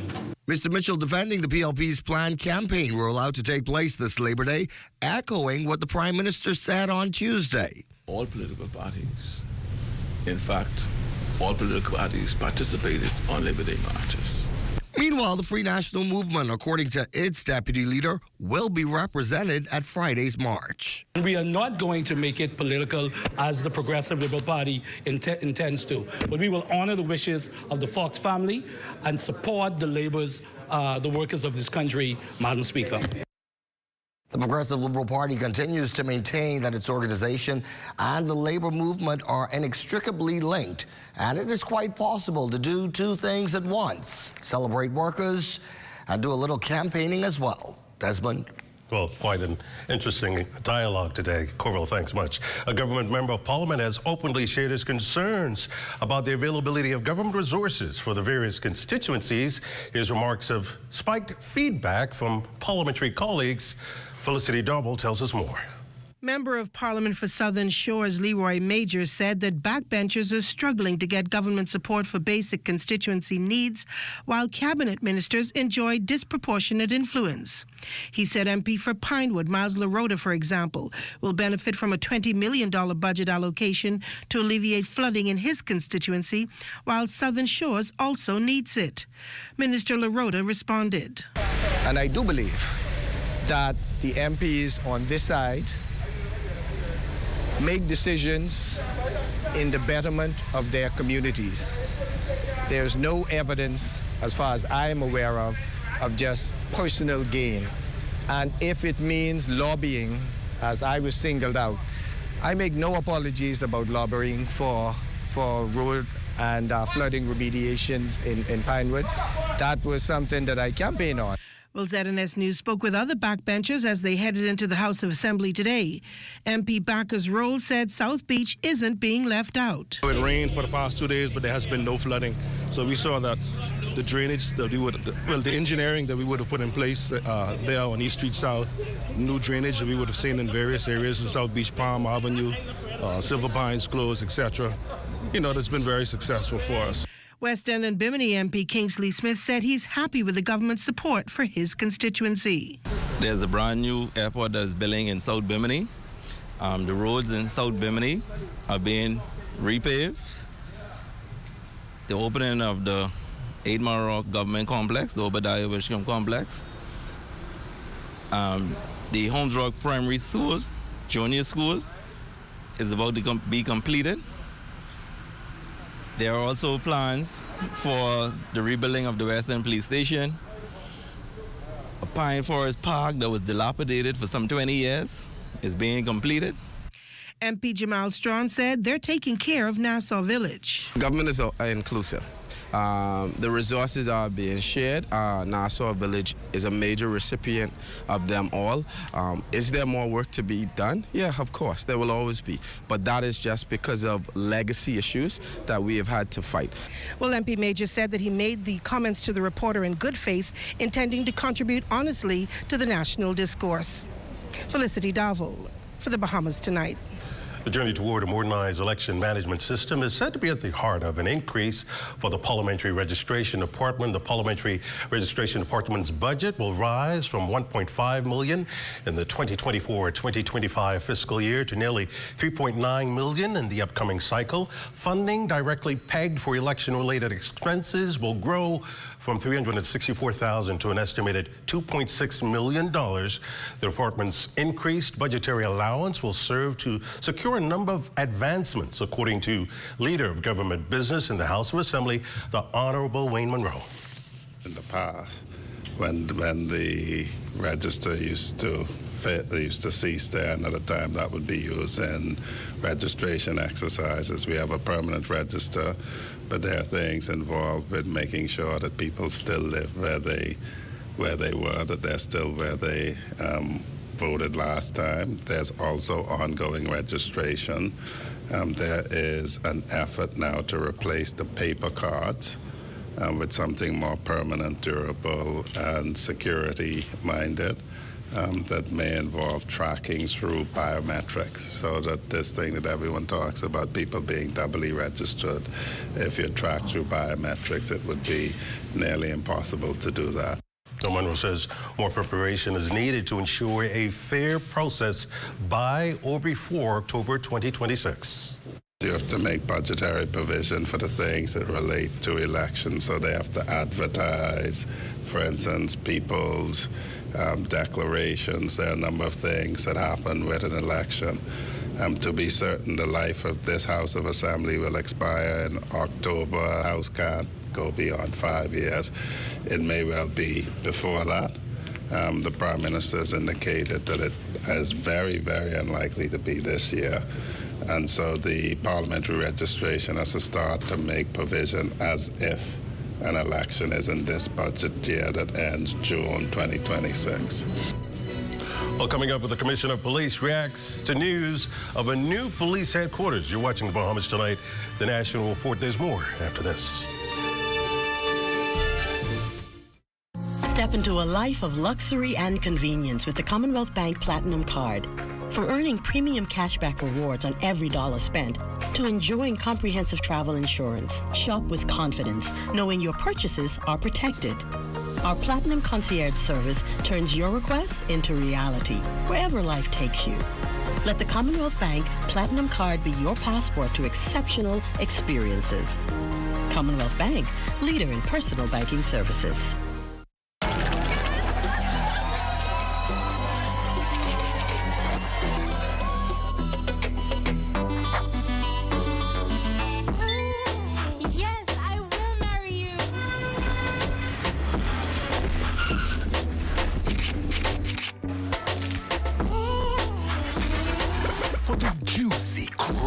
Irresistible taste of a KFC big deal, some people will do anything. KFC, it's finger-licking good. While others see customers as numbers, we see our customers as people, neighbors, friends who deserve more than one-sided connections. That's why we are redefining what real connection is by prioritizing our customers and showing our appreciation by putting our money where your loyalty is.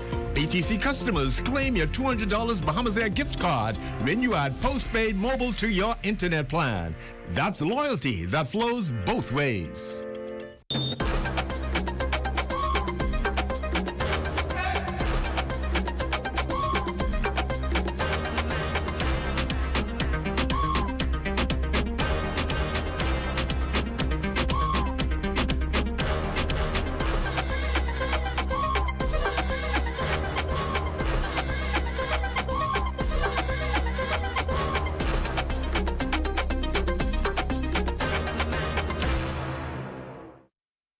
As a professional graphic artist, I work from anywhere in the world.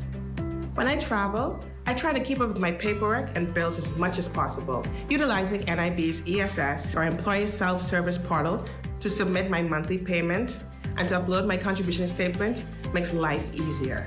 The portal is pretty easy to use too. I consider it to be user-friendly.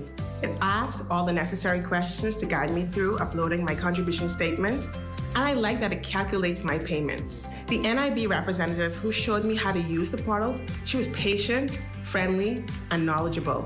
I used to fill out my contribution statement manually and visit an NIB office every month to make payments.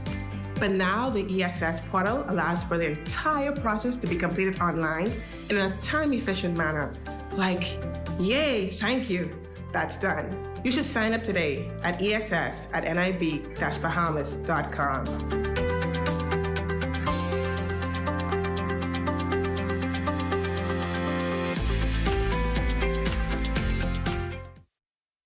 This portion of the news is brought to you by Bahamas Striping Group of Companies, where safety is first. Stunning images there of Montague Bay coming in from the northeast. Special thanks to Joan Pollitt and Neville Smith. Commissioner of Police Shannon Knowles today said she and officers are grateful for and anticipating a new police headquarters after the announcement by Prime Minister, the Honorable Philip Davis, during the 2025-2026 budget communication. Danielle Dean has a story. Prime Minister Philip Davis announced plans to build a new police headquarters and fire station during the 2025-2026 budget communication last week. This combined with the procurement of new fire trucks and equipment. While Commissioner of Police Shannon Knowles says she and the more than 3,000 officers look forward to transitioning from the decades-old headquarters on East Street. This building is very old. I'm not certain if it is one that is protected under the Antiquities Act. We have been giving our very best in these conditions for a long time, and I thank the Prime Minister for seeing the need to give us a new building. Hopefully it will be a beautiful building, and I'm sure that we will cherish it. The specifics of the budget communication were that the Davis administration plans to procure modern fire trucks, protective gear, and specialized firefighting tools to construct a new fire station through a public-private partnership, delivering critical infrastructure cost-effectively, to expand nationwide communication systems and CCTV networks to reinforce surveillance in high-risk areas, and to plan for a new police headquarters to improve command operations and interagency coordination. After all, Commissioner Knowles says a better work environment will always allow for better product from employees. Reporting from the police headquarters on East Street North for the Bahamas Tonight, I'm Danielle Dean. Thanks, Danielle. The Davis administration is promising some movement on the long-awaited implementation of the Freedom of Information Act this upcoming fiscal year, but the Prime Minister is offering little in terms of specifics on what that movement will look like. He was asked by reporters yesterday during a contract signing about criticism of the government once again only allocating $140,000 this budget for the Freedom of Information Office, the same amount it did last year. Proponents of the legislation believe it will bring about greater accountability and transparency, but Mr. Davis seems to think there are still many misconceptions about the legislation's reach. It doesn't give unfettered access to information, right? And it doesn't, in the scheme of things, it doesn't make available matters that's not already available to the public. Right, it's just that we are interested in getting other things done. When we came into office, our focus was on righting the ship, cleaning up the mess that we met, and that is our focus. Now, the Freedom of Information Act was passed in 2017 by the Christie administration, but little toward implementation happened in the aftermath of its passage. The Minnis administration had promised it would enact the legislation, but again, there was no movement then either. Prime Minister Davis admits that the Freedom of Information, which describes as esoteric, is just not a top priority for the administration at the moment, and he defends his record of accountability and transparency. I can account for my actions, I can defend my actions, and they're all above board. But for me, I am paying more attention and continue to pay attention to bringing relief to Bahamian people. And they can see that in what we have done so far, and we still have more to do. That's my focus. Prime Minister, the Honorable Philip Davis, and Leader of the Opposition, Michael Pintard, offering condolences on the passing of former Ambassador Joshua Sears. Mr. Sears served as a diplomat in the Ministry of Foreign Affairs, including ambassador to Washington, non-resident ambassador to Mexico, a permanent representative of the Bahamas at the Organization of American States, Deputy High Commissioner to the United Kingdom, and senior policy advisor to former Prime Minister, the Most Honorable Hubert Minnis. In a press statement on his passing, Prime Minister Davis noted that Ambassador Sears was a key figure in shaping our country's presence on the international stage and was instrumental in deepening the Bahamas' global relationships during critical moments in our development. Opposition leader Michael Pintard says Ambassador Sears was a consummate gentleman and civil servant who dedicated his life in service to his country. Mr. Sears was in Colombia receiving medical treatment. He died Wednesday morning. May his soul rest in peace. This portion of the news is brought to you by Folk Call Smart Pass, the smart way to pay at the pump. When your hands are too full, life is just too complicated. Lala, Sally, come here. Uncomplicate. Go faster, safer, greener with the digital way to pay. With Tap to Pay, it's as easy as a gentle touch. No more headaches. Say hello to convenience. The future of pay is digital with options like credit cards, debit cards, online banking, and digital wallets. Make every experience unforgettable. Embrace the ease of digital payments today. Are you straight? Bro, I ain't getting no service. I can't make no calls. I can't post nothing on my stories. I don't get it. Wait, you went on a live?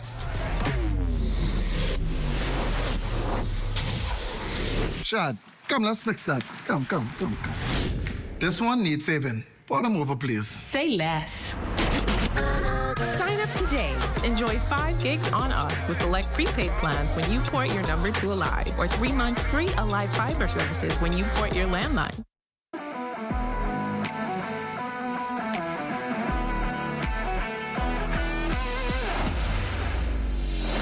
Bahamas Striping Group of Companies, we have been in Exoma now for the past 4 years, carrying out our paving program. A part of our company's philosophy is to do some work to international standards. So when you look at our paving division, we have a state-of-the-art lab to do all of our testing in-house, as well as a state-of-the-art asphalt plant with a trained technician carrying out the work on that site. The overarching goal of our company is to produce the work that we're doing in the entire Bahamas to international standards. We also make a difference by the training of our staff. We have a very intensive training program going on to where we are teaching young men how to learn the art of striping. Being a young man myself, I've made mistakes in the past. I was given a second chance to better my life, and it's only fitting that we pass it along. What's important for us is giving them a second chance for them to get a skill and a career that could take them further in life.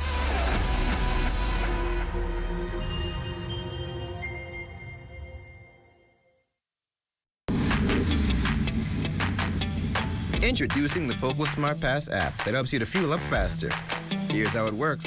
Download the app on the App Store or get it on Google Play and create your profile with payment details.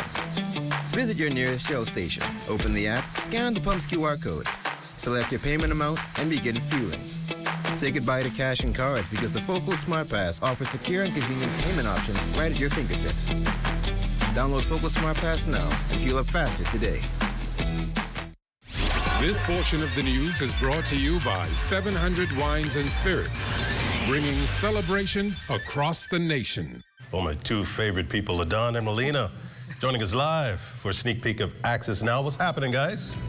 Desmond, your favorite John Canoe group just can't seem to stay out of the headlines. I think you have an idea of who we're talking about, right? Melina, you're going to be doing the interview, Yeah, the right? Valley Boys are going to be in here tonight. We're going to be hearing the latest. Oh, boy. Can't wait to find out.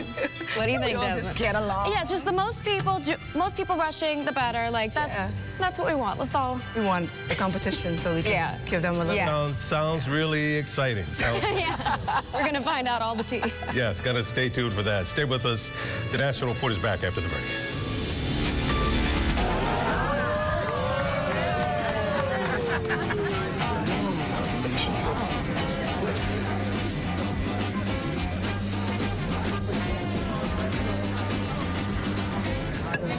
Diet-friendly special.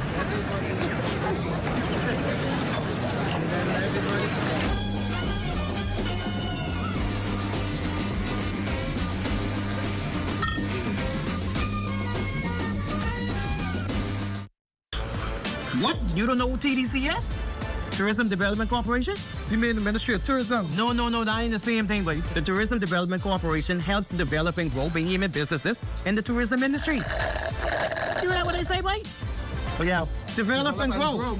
You don't know what all the things they do? What does do? Wait, check the website, boy. Start your journey to ownership of our #1 industry today. Log on to tdcbahamas.com. I am a master plumber by profession. I've been doing plumbing for over 40-odd years. When I was 9 months old, I was diagnosed with polio. To me, living with polio, I took it the way it is. I never allowed my polio to get in my way of anything. In fact, I love when people doubt me, and I just prove them wrong. And let me tell you, in the world, you could only find a plumber as good as me, but you ain't gonna find no plumber better than me. People with disability, they just need a chance. In this program, I feel so encouraged. Most of the mentors have different kind of disability, but disabilities like me. Sharing and caring and showing so much support with people with disability. they would encourage you to go beyond. I wish this was around a long time ago. Right now, I would have been a millionaire. You out there who have a disability, don't be afraid. Take the step. If you believe it, you could achieve it. And remember one thing, ain't no one better than me, and ain't no one better than y'all. God made all us equal. For more information about how the SBDC can help your small business to make a big impact, give us a call at 461-7232 or visit sbdcbahamas.com. With nearly 340,000 members in 180 countries, the Society of Human Resources Management touches the lives of more than 362 million workers and their families globally. As part of its latest set of honors, the Bahamas Society for Human Resource Management was awarded the Platinum Excel Award, a testament to the chapter's consistent efforts to strengthen the profession. The recognition was earned through impactful community programs, cross-sector collaboration, and a strong commitment to HR education. Well, congratulations. That does it for the National Report, but stay close. The Bahamas Tonight continues with Access Now. Stay close.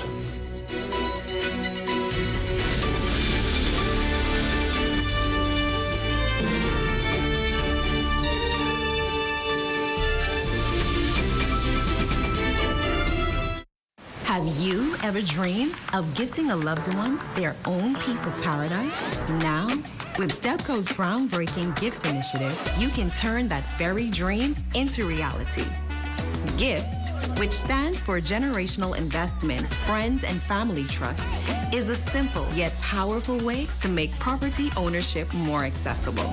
Contribute to the 10% down payment in person or team up with friends and family to make it even easier.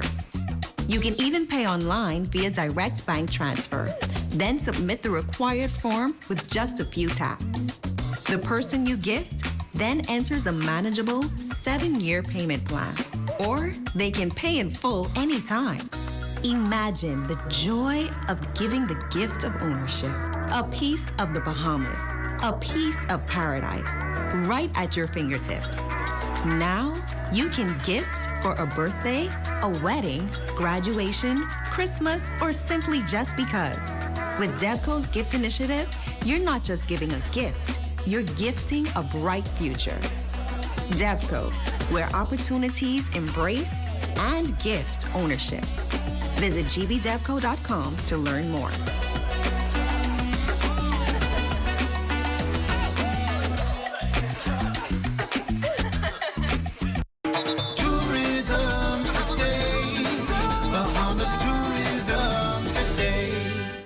Celebrating all things pineapple. General Manager of Cultural and Authentic Events for the Ministry of Tourism, Investments and Aviation, Nicola Reed Simmons, announced this year's Pineapple Festival in Gregorytown, Eleuthera, which aims to offer a taste of the sweets and treats you know and love. So the Ministry of Tourism is hosting once again the 36th annual Pineapple Festival in beautiful Gregorytown, Eleuthera.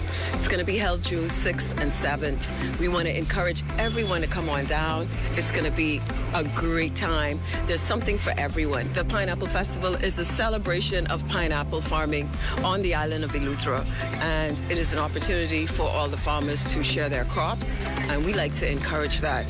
The festival, as you know, is one of tourism's signature events, and it attracts Bahamians and visitors from all walks of life. It drives incremental sales and travel to the island, and it provides an opportunity to enhance the visitor experience, and of course, everyone, they end up recommending the beautiful island, tourists and locals alike. This year's Pineapple Festival, all of the fun games that they normally have, like the pineapple eating contest, everyone looks forward to that. Of course, there are going to be bush tea demos, pineapple jam making demonstrations. At night, it comes alive, the best in entertainment, the best in Bahamian music. This particular event really focuses on the tradition of pineapple farming. There's so much to learn about that particular culture, why we do our part to assist the local farmers on the island. It's just a fun time. We want everyone to come out and experience the island and what they have to offer, but with great music, great entertainment. I want to also let everyone know to get in for adults, it's $10, and for kids, it's $5. It's a good time. It's not a lot of money, and it's 2 days of fun and excitement in the sun. For more tourism updates, visit Tourism Today or Bahamas.com. I'm Michael Miller, and this is Tourism Today. Going hard at divine instructions, the Church of God of Prophecy has presented the Royal Bahamas Police Force with bulletproof vests. Details are ahead. And Sandiland celebrates a whopping 60 years, so stay close for that. Plus, we're on the eve of a holiday weekend. Our Mr. Sunshine is giving safety tips for boaters. And coming up in sports, Jazz goes yard and his highly anticipated return.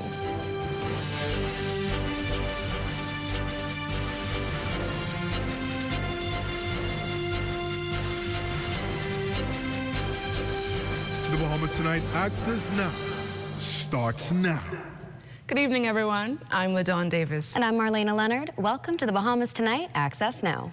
A very long holiday weekend, Marlena. I'm working on Friday, but I'll be off on Monday. What are some of your plans? That's good that you'll be off on Monday. I mean, for me, I think I'm going to kick back and relax for a little bit and then maybe some fun in the sun if the sun decides to come back out. I hope it definitely does, for your sake and the sake of others, right? Well, I'm holding that firm, but let's dive right into the news, shall we? The Church of God of Prophecy giving back in a meaningful way. For the second year, the church has donated protective gear to police officers. This, they say, is a symbol of love and gratitude to the ones sworn to protect. Danielle Dean reports. The Royal Bahamas Police Force's bulletproof vest count has increased. Members of the Church of God of Prophecy, led by National Bishop Dr. Woodley Thompson, made the presentation to Commissioner of Police Shanton Knowles at the East Street headquarters this morning. As we are preparing likewise for the Pentecost Prayer Parade, we have acquired 2 bulletproof vests to assist your officers to keep them safe as they execute their duties and help to keep the rest of us safe. This the second consecutive year the church has donated 2 vests to the force. But that wasn't all. There are 15 jackets, and as you can see, they have been properly outfitted with the Royal Bahamas Police Force paraphernalia. The idea came about when we held our crusade earlier this year in February in Grand Bahama. A number of the police force members who assisted us with security, etc., were feeling quite chilly. Thompson recognizes both the church and police force are pillars in the community, thus their need to work together. Commissioner of Police Shanton Knowles says this donation will go a long way in helping officers to be protected while out on the front line. We are in the process of outfitting all of our officers with bulletproof vests, so this certainly adds to what we're trying to accomplish. Reporting from the police headquarters on East Street North for the Bahamas Tonight, I'm Danielle Dean. Thanks, Danielle. Well, Sandiland is celebrating 60 years of existence, and staff are all geared up for the celebration where they will be honoring the past while caring for the future. Here's the story. From humble beginnings to high honors, staff and supporters gathered to celebrate the past, the present, and the future of this vital institution. They call it the Crazy Hill that was in the back of the hospital, if you don't know that, okay? And so to see where we come from then and now, I think it's a wonderful milestone. Over the years, services have expanded dramatically, from psychiatric care and rehab to dentistry and occupational therapy. This facility was officially opened in June of 1965 by Sir Roland Simonet to provide services for the sick and indigent elderly in the Bahamas. Those who have served for decades say that the hospital's growth reflects its dedication to dignity, innovation, and compassion. Which is most rewarding for us, at least for me, is patient satisfaction. When the patient is pleased, when their relative is pleased in the delivery of service that we offer with passion and care. And it is my pleasure to serve more than 40 years in the healthcare profession. With respect for the geriatric hospital, I have a passion for the elderly. You know, we call them our pearls and gems. With programs like the annual Caregiver Symposium and July's Push-a-thon, community outreach remains strong. Despite these obvious gains, we are still faced with challenges. With a rapidly aging population, rising healthcare costs, increased patient and family expectations, greater demand for transparency and accountability, the landscape of healthcare delivery and doctor-patient engagements are evolving so swiftly, but still we press on because we love our patients, we love delivering care, and above all, we love our country. 60 years into the mission continues, honoring the past while caring for the future. For the Bahamas Tonight Access Now, I'm Mario Munnings. Thanks a lot, Mario. Well, as said earlier, we are fast approaching the holiday weekend. There are clear skies and calm waters. This weekend, the boaters are going to take to the seas. Here's Tajaro Hudson with some tips to keep them safe. As we prepare for the holiday weekend, the Royal Bahamas Police Force provided these quick tips for all boaters to be safe while out on the water. Number 1, wear your life jacket and make sure everyone on board has one that fits properly. Number 2, stay sober. Don't use any alcohol or drugs. You need to stay alert in case of an emergency. Number 3, don't overload your boat. Follow the weight limits to avoid capsizing. Number 4, create a float plan. Let someone on land know where you're going and when you'll be back. Number 5, check the weather. Monitor conditions before and during your trip. And last but not least, bring a satellite phone. In an emergency, communication is key. Let's make this a safe and joyful holiday weekend. Thanks, Tajaro. Well, you probably won't recognize the name Roland Powell, but you most certainly will be familiar with his work. The stand-up comedian, musician, social media influencer, and actor, known to countless of fans by his stage name, Lil Duval, has been making a splash in the entertainment industry in the U.S. But Lil Duval remains a proud Bahamian who maintains his close ties to Eleuthera, and in the meantime, reps the Bahamas wherever he goes. We caught up with him recently in New York City at the Bahamas Business and Investment Forum, where he participated in a panel discussion focused on creatives and opportunities for investing in that growing sector. I don't know if I took anything away. It just makes me in the room with a bunch of people that's got the same mindset as I have as far as making Bahamas great. And that's what I've always been wanting to do from day one. Even before people even knew I was Bahamian, I've always repped Bahamas. So that's really what I got from this. Powell is excited about opportunities for Bahamians, but he says now's not the time for creatives to just be sitting around waiting for those opportunities to fall in their laps. Instead, he says they've got to get out there and make it happen. Well, what I do, I'm a creative and I'm an influencer, so you create your own opportunities. So as far as opportunities, you create it, and we're in a space now where you can create it with social media and everything, where you can create your own greatness. So it's the best time for any Bahamian to come up and to be great. Well, still to come, the Valley Boys join us tonight, and it looks like it's going to be a lively discussion ahead, so stay close.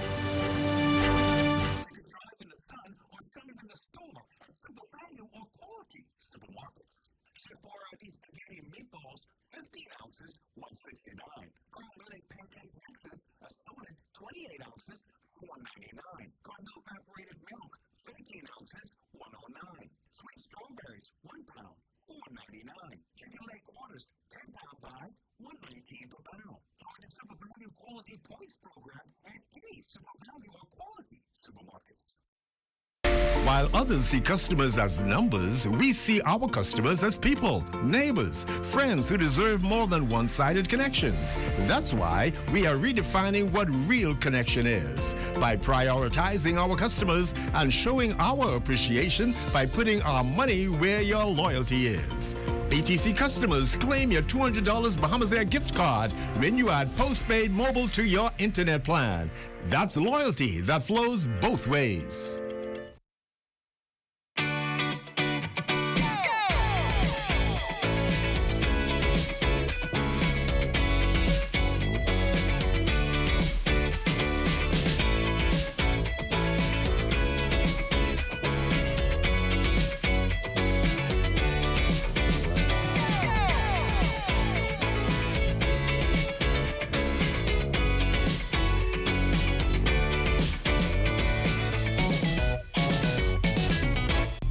Come and visit us at Shop Smart, 'cause everything is here. Yes, we have it all for you. Toys, clothing, office supplies, appliances, custom cut blinds, bedding, drapes, and rugs. Come and visit us on Mackey Street, 2 blocks down from Wolf Road. Call us at 698-1052. Shop Smart, and Shop Smart, and Shop Smart. Oh, everything is here.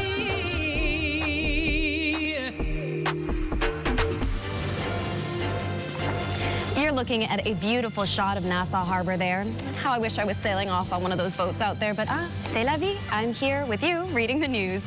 Well, that shot is courtesy of our drone pilot, Neville Big Nev Smith. We see you flying high, Nev. As for us, we're gonna go lay low in Bimini. Let's go.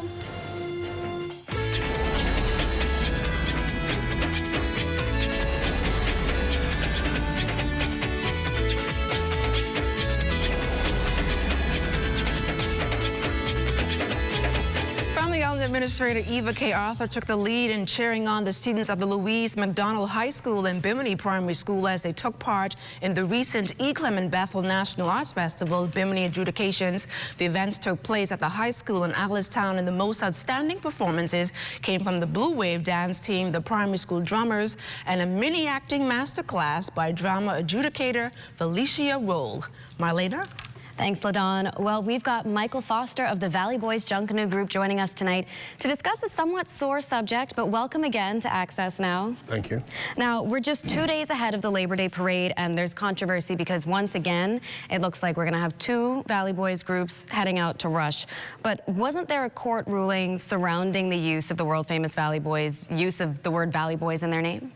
Well, thank you for having me. I think the court decision is very clear. The Way Forward committee that led the charge are the legitimate Valley Boys according to the court.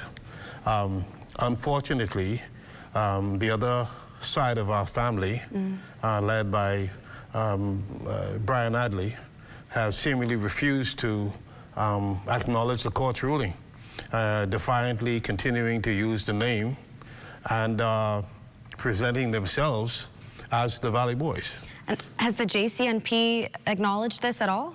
The JCNP is an enigma in their behavior. The chairman of the JCNP said last July 10th that he was going to abide by the ruling of the court, but the court has ruled.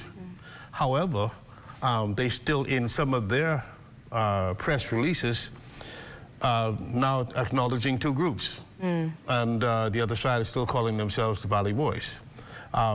We believe that the appropriate thing to have done is to advise the other group to change their name, and as the court has said, but they seemingly have not done so in any forceful way. Now, it is thought that on Labor Day morning we're going to have 2 junkanoo groups, but it doesn't matter to us very much because we are the legitimate group. The public now knows that we are the legitimate group, and basically at the end of the day we feel as if the other side is making a mockery of themselves. Ooh, so that was going to be one of my follow-up questions, because you referred to them as the other side of the family, and I was just wondering, has there been any effort for a kind of like junkanoo kiss and make up of sorts? We've continued from day one to try to unify. Unfortunately, I would say there are 3 people on that side who just refuse to want to sit down and talk. One believes that he was named chairman for life by Gus Cooper. The other one is actually Gus Cooper's son, who believes that their family own the group. And the third one, surprisingly, who's I consider to be a very sensible person, he just seemingly is sitting on the side, but behind the scenes he's doing some things to continue to keep the separation there. Since we spoke last, the group has swelled. And that has been members from that side quietly coming back into the fold. We have not been prejudiced to them. They're welcome back into the group. In fact, to some degree, we don't even consider that they went anywhere. But the element that you see calling themselves world famous Valley Boys, if we look through the group itself, we hardly recognize anybody. So they are basically, what they've been doing is grabbing anybody from anywhere, Grand Bahama, whatever, to present themselves as a junkanoo group.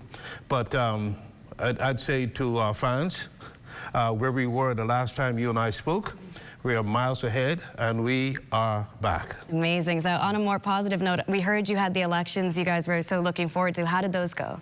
Oh, the elections went very well. One of the objectives of the Way Forward Committee was to get some of the younger persons who would have never had an opportunity to run for office to do so. The majority of the 16 persons who formed the Way Forward Committee, with the exception of Trevor Davis and Jeff Moncur, and none of us vied for office. Interesting. Including myself. It wasn't about that. Well, we're now considered to be advisors. Mm-hmm. And the whole process of what the objective was to bring the young people into the mainstream. These are the people who've been carrying the group. So they should be given the opportunity to lead, and that's what we have right now. We have a wonderful executive, hard-working persons. Our brass sections have just blown up in numbers. Like I said, numerous persons have come back into the fold of the group. Many of the persons who had been sitting on the side waiting to see what happened are back in.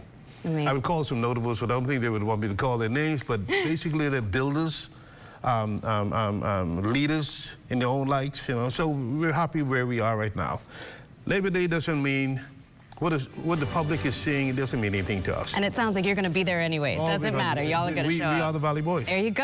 Yeah. There you go. Foster, thank you so much for joining us tonight. We always welcome our Junkanooers. We can't wait to have you back again. As for us, let's check in with ZNS Total Sports to see what's on tap. And Jazz homers in his first game back. Details of that story and more coming up in sports. Come and visit us at Shop Smart, 'cause everything is here. Yes, we have it all for you. Toys, clothing, office supplies, appliances, custom cut blinds, bedding, drapes, and rugs. Come and visit us on Mackey Street, 2 blocks down from Wolf Road. Call us at 698-1052. Shop Smart, Shop Smart, that's Shop Smart. Oh, everything is here.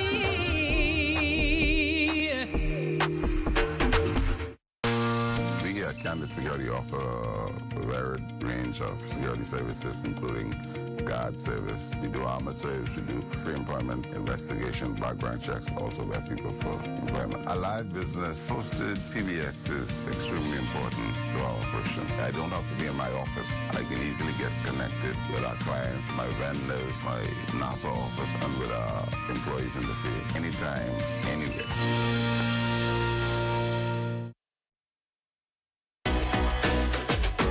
Welcome to What's Trending. Join me, Jiminita Swain. And me, The Bahama Beauty, Monday through Thursday at 6 p.m. Only on the ZNS Network.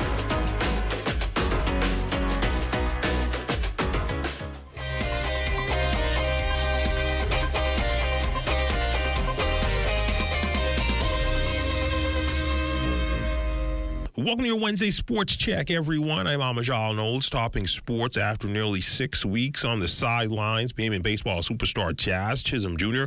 making his much-anticipated return to the New York Yankees lineup last night, facing the Cleveland Guardians.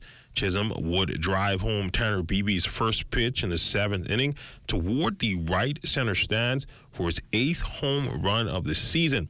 Chisholm went 2 for 3, also with a 5th inning single for the Yankees' first hit and scoring on DJ LeMahieu's single. Anthony Volpe would go deep 6 pitches after Chisholm, giving New York back-to-back homers for the 5th time this season.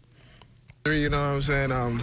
But yeah, I mean, like every day sitting on that bench, you know, you're thinking about coming back, especially I didn't have the best start, but at the same time, like coming back and like just starting strong and starting the season over, you know, starting everything over 0-0-0-0-0 all the way through, so you don't focus on what happened before, you know. So yeah, this is how I wanted to start.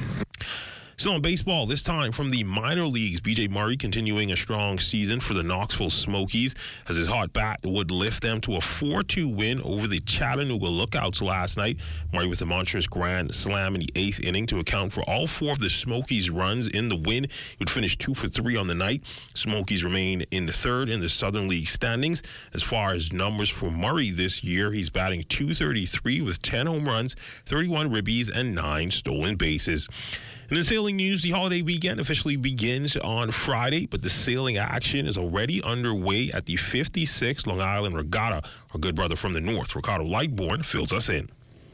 The 56th Annual Long Island Regatta got underway with the Class C Cup race. Yes, it's called the Penland Cup, and it is actually sponsored by Bahamas Wholesale Agency. 19 sloops went to the starting line, and what a race it was.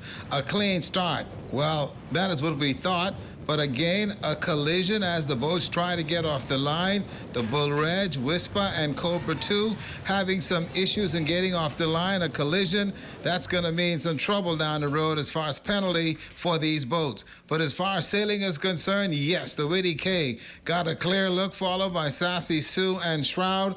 Let's take a look at moving now to the eastern buoy as the boats will come around. Looking very good. The Witty K, the first one around, making the right decision. Coachy Burrows making some decisions up front and looking very good. Then Sassy Sue right there. Look at it, coming around the buoy and then opening up. There's Shroud also making the right choice again. Some of the other boats had some issues. Some went around the buoy the wrong way. You know what that means? You are disqualified. But as they in turn make their way to the outer buoy and then back again for the final lap, yes, it'll be the Witty K that will get the cannon, followed by Sassy Sue and Shroud. Let's talk to skipper Coachy Burrows on the Cup win in Salt Pond. It's blowing out there. I was surprised we started the race. Most of the time, if we were in different conditions or different harbor, we wouldn't sail because it'd be too rough. But Long Island Harbor is a nice harbor to sail in. It's always calm, even though it's blowing, so it's a great harbor to sail in. And the boat, Witty K performed really well today. I was really happy and really pleased with how well she was sailing throughout the water. So I had a good overall race. Had a bad little start, but then picked it back up and caught back up in the front. What's your gut feeling about this year's regatta? If God spared life, nothing breaks down. I have a feeling I could win this regatta, so we have to stay in the top 4, top 5 the whole regatta, and you always have a chance to win a regatta like that. So we'll see how it goes. And that's been Look at Your Sports on this Wednesday. A check on weather when we return.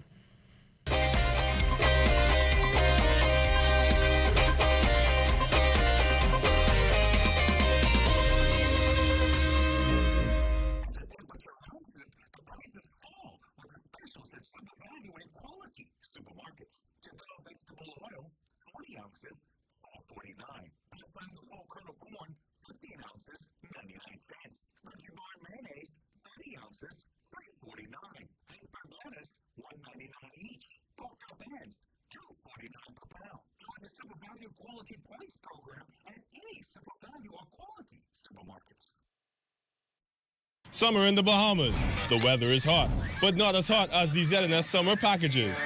Get ads on ZNS TV or ZNS Radio Network or the TV community page, or a combination of all three. ZNS has got you covered with great prices, whatever package you choose. Book before June 7th and get the local Federation Championship Baseball bonus full of all kinds of extras free of charge. Contact your account executive or call ZNS Sales at 502-3800 today. Hot summer package rates valid until July 31st.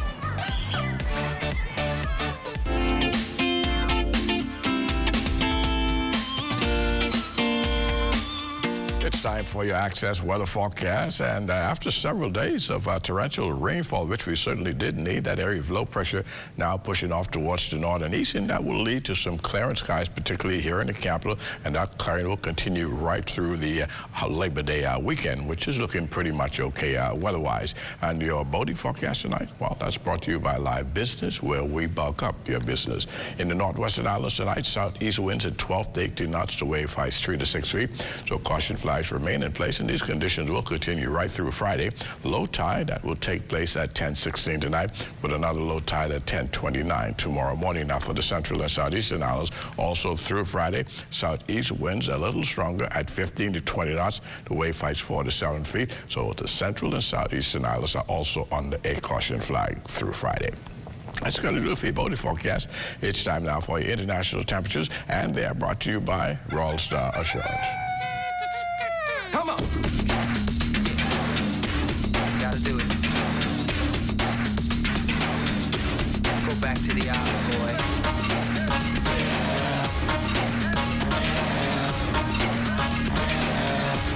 Let's go. Wake up early one morning, kiss my mama goodbye. Going back to the island, I say don't worry, mama. And that's going to do it for your international temperatures, brought to you by Royal Star Shores. But join me at 11 o'clock for a full weather update. LaDawn and Melina. Thanks a lot, Basil and Melina. I wasn't quite sure if it was going to be a hot day or a gloomy day. Yeah, you know, sometimes it was both. Yeah, sometimes it was both, but we want to go beaching and Please, other stuff, or at least pick a struggle. Like if it's going to be overcast, cool down. Don't be hot and overcast. I've got my fingers crossed for this weekend being really nice. But one thing we know for sure is here's Matea Cunningham with Let's Talk Socials. Hi, beautiful people. Matea here, and welcome back to Let's Talk Socials. For the folks that say, well, I'm not tech savvy and social media is for the young folks, I don't know nothing about that, get comfortable because I'm cutting your excuse rope short. If you watch LTS consistently, then you know I'm here to educate, entertain, and inform. Today, those missions will be accomplished by means of folklore. That's right, we're taking it back to Bahamian folklore. Well, what does Bahamian folklore have to do with social media, Matea? I'm so glad you asked. Social media user Andre Colebrook has been sharing his recollection of some of the most notorious and well-known Bahamian folklore stories on his TikTok page. Ever heard of the hiking lady? Or perhaps the big belly plum eater? Okay, if what I'm saying sounds foreign to you, let's educate ourselves for a second. What is Bahamian folklore? Bahamian folklore is a collection of traditional stories, legends, beliefs, and customs passed down through generations in the Bahamas. One of the more well-known stories across islands is that of the Chickcharney. Ring a bell? Well, although we're not focusing on the Chickcharney today, I'm gonna let Andre teach you a thing or two about the hiking lady. I know about the family islands get this folklore story, but there's a folklore story about driving at night in Eleuthera, and it's about this lady. She always hiking, and if you pick her up, she's gonna have a nice conversation with you, but when you look in your rearview mirror in time to drop her off, she's gonna disappear. And that's why I'm not driving by myself. What did you think about Andre's recollection of the hiking lady folklore? Did he recall it the way you heard it growing up?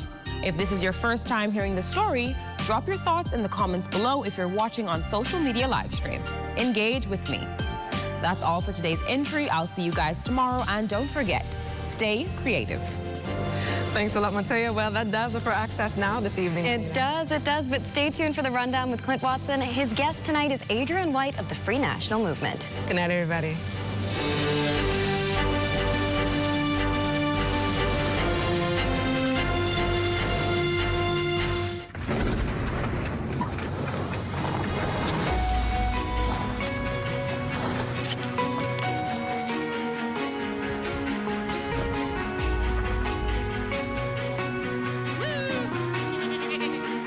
Don't miss Regatta Time at the 56th Annual Long Island Regatta in Salt Pond, beginning June 4th at 4 p.m. right here on the ZNS Network. Nah, it's you who owe the bank plenty money for this house, you know, not me. You got 30 days to make a payment in full or hand over the keys. Every woman need a little thug in her life. Stop it. Get the hell away from me. Your own mother sacrificed everything. I don't owe mommy nothing. I want you to get admitted in the hospital for a few days. What your name is? Dr. Chidambaram Krishnamurthy. What? I don't even know what we was talking about. What? Church? Stop lying. Do not cost me to get loud and change. Yes, mama. Come on, through. Huh? You think you better than me? You don't know me. Have you ever stopped to think about what I'm going through? I sacrificed everything. You and your daughters could do the next best thing. What is that supposed to mean? Die and go to hell.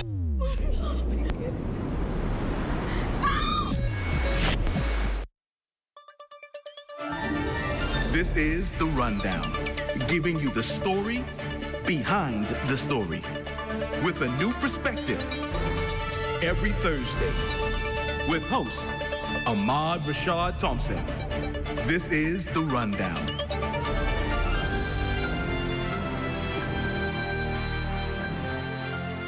Take me out to the ballpark. Yes, this weekend for the baseball action at its best. The ZNS Television Network brings you live coverage of the 2025 National Baseball Championships at the Andre Rogers Baseball Stadium, June 7th and 8th. And coverage begins this Saturday at 5 p.m. It's the 2025 National Baseball Championships, and it's only on the ZNS Television Network. The Hidden Disabilities Sunflower is a globally recognized symbol for persons with invisible disabilities. The Sunflower lanyard made our journey less stressful, smoother, and more inclusive. REACH is proud to support the Hidden Sunflower Scheme, which makes the invisible visible. So far, the Nassau Airport Authority and the Nassau Cruise Port are sunflower certified. So if you see someone with a sunflower lanyard, always remember to be patient and ask if they need some help. Please be kind and always remember to show respect. We wish to encourage more hotel operators with amenities such as water parks, restaurants, cinemas, government offices to join this initiative, making the Bahamas a more sunflower-friendly country. Please feel free to reach out to the REACH office at 328-4123, or you can reach out to the National Commissions for Persons with Disabilities at 396-8700. This public service announcement has been brought to you by the Bahamas National Trust in conjunction with the Broadcasting Corporation of the Bahamas. For 60 years, we have been here, the voice of the environment. Here, speaking up and for your national parks, all across the islands of this nation. The places God visits for vacation, spanning over 2.5 million acres of land and sea.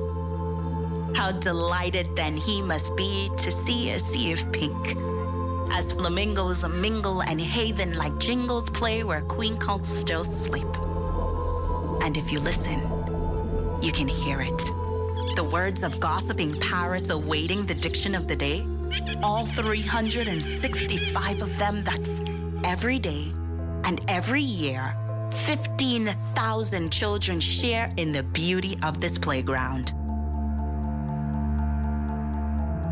Our name is yours. And we have been yours for years unnoticed. Don't forget us. Support us. Your national parks. The defenders of your environment. Join us. Remember, our cause is yours. The first land and sea park in the world is yours. Heritage. Here it is. When was the last time you gasped at our scenery, gotten lost in the depth of our reefs, or even awed at the green of the leaves of our trees? Don't hesitate to donate and volunteer. Don't hesitate to care. We are here for you. The Bahamas National Trust, BNT. 3 letters that spell out simply, perfectly, and undoubtedly that we are yours. At Harold One, I'm Ted Jervis, and this is ZNS.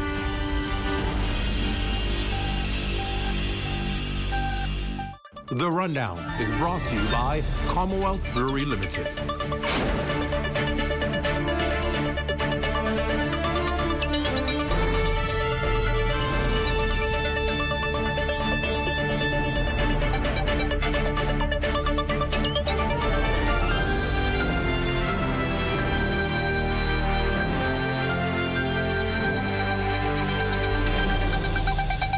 Good evening, everyone, and welcome to the show. It's great to have you with us for another dime. Well, details of the much-anticipated 2025-2026 budget reveal good news for workers just in time for Labor Day. Now, among the announcements, Minister of Finance, Prime Minister the Honorable Philip Davis delivered when he led off this morning's debate in the House of Assembly were, of course, what people like to hear: pay raises for the public servants. Fern Carey tells us more tonight. As he led off debate on the 2025-2026 fiscal budget, Prime Minister and Minister of Finance, the Honorable Philip Davis, noted that revenues are up, expenditure is under control, the deficit has dramatically decreased, and the economy is growing. He stressed that this was achieved through fiscal discipline, strong financial management, and an aggressive reform agenda. Prime Minister Davis also explained the difference between a balanced budget and a budget surplus. This given ongoing commentary related to his announcement that the country has a balanced budget and a projected budget surplus of $75 million for the first time since independence in 1973. A balanced budget occurs when revenue matches expenditure. Not when revenue is close, but still less than expenditure. That's a balanced budget. These policy measures are designed to empower Bahamians, expand opportunities countrywide, and strengthen the national budget. Middle management, public servants will see increases in their salaries at the end of this month.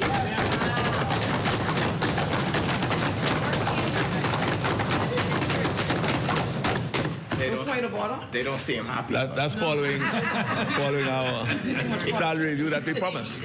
The move is expected to boost morale in the public sector. Prime Minister Davis noted that the second phase will be implemented in September this year, while health insurance will be expanded for all government workers. This initiative will provide broader protection for our public officers, reduce out-of-pocket medical costs, and improve overall access to health care for those who serve our nation. We are also modernizing the delivery of healthcare benefits by enhancing the National Insurance Program. Prime Minister Davis also announced that the National Prescription Drug Program is transitioning from the National Health Insurance Board to National Health Insurance in a bid to reduce pressure on the public purse.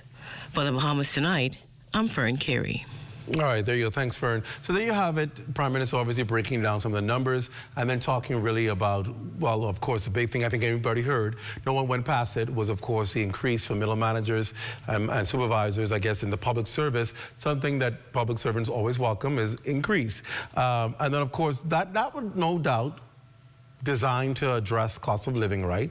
Some of the big ones that people want to see addressed by government is cost of living, power, being able to bring cost of electricity down, crime. Those are the big ones that people want administrations to be able to address.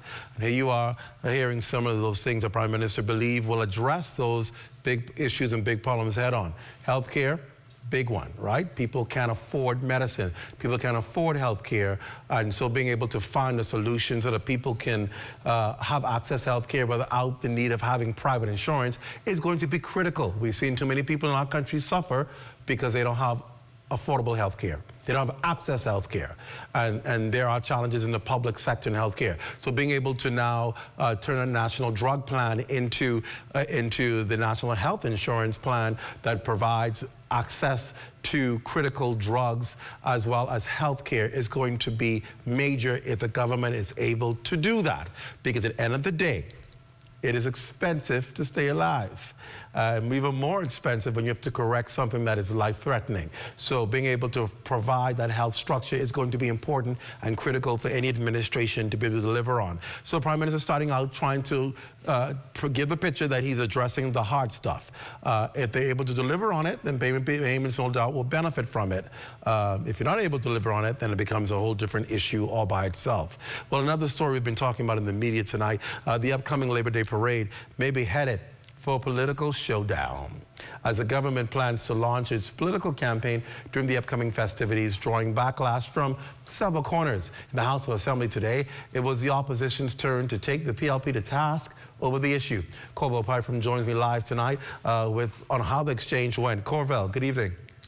Hi there, Clint, and I'm sure you'll agree this is starting to feel like deja vu, as once again, the governing PLP is forced to defend its decision to launch its election campaign at this year's Randall Fox Labor Day festivities.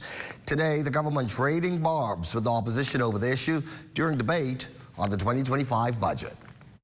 F&M MPs Dr. Hubert Minnis and Shannon Dawn Cartwright both accusing the PLP of politicizing Labor Day, something both parties say they agreed they wouldn't do.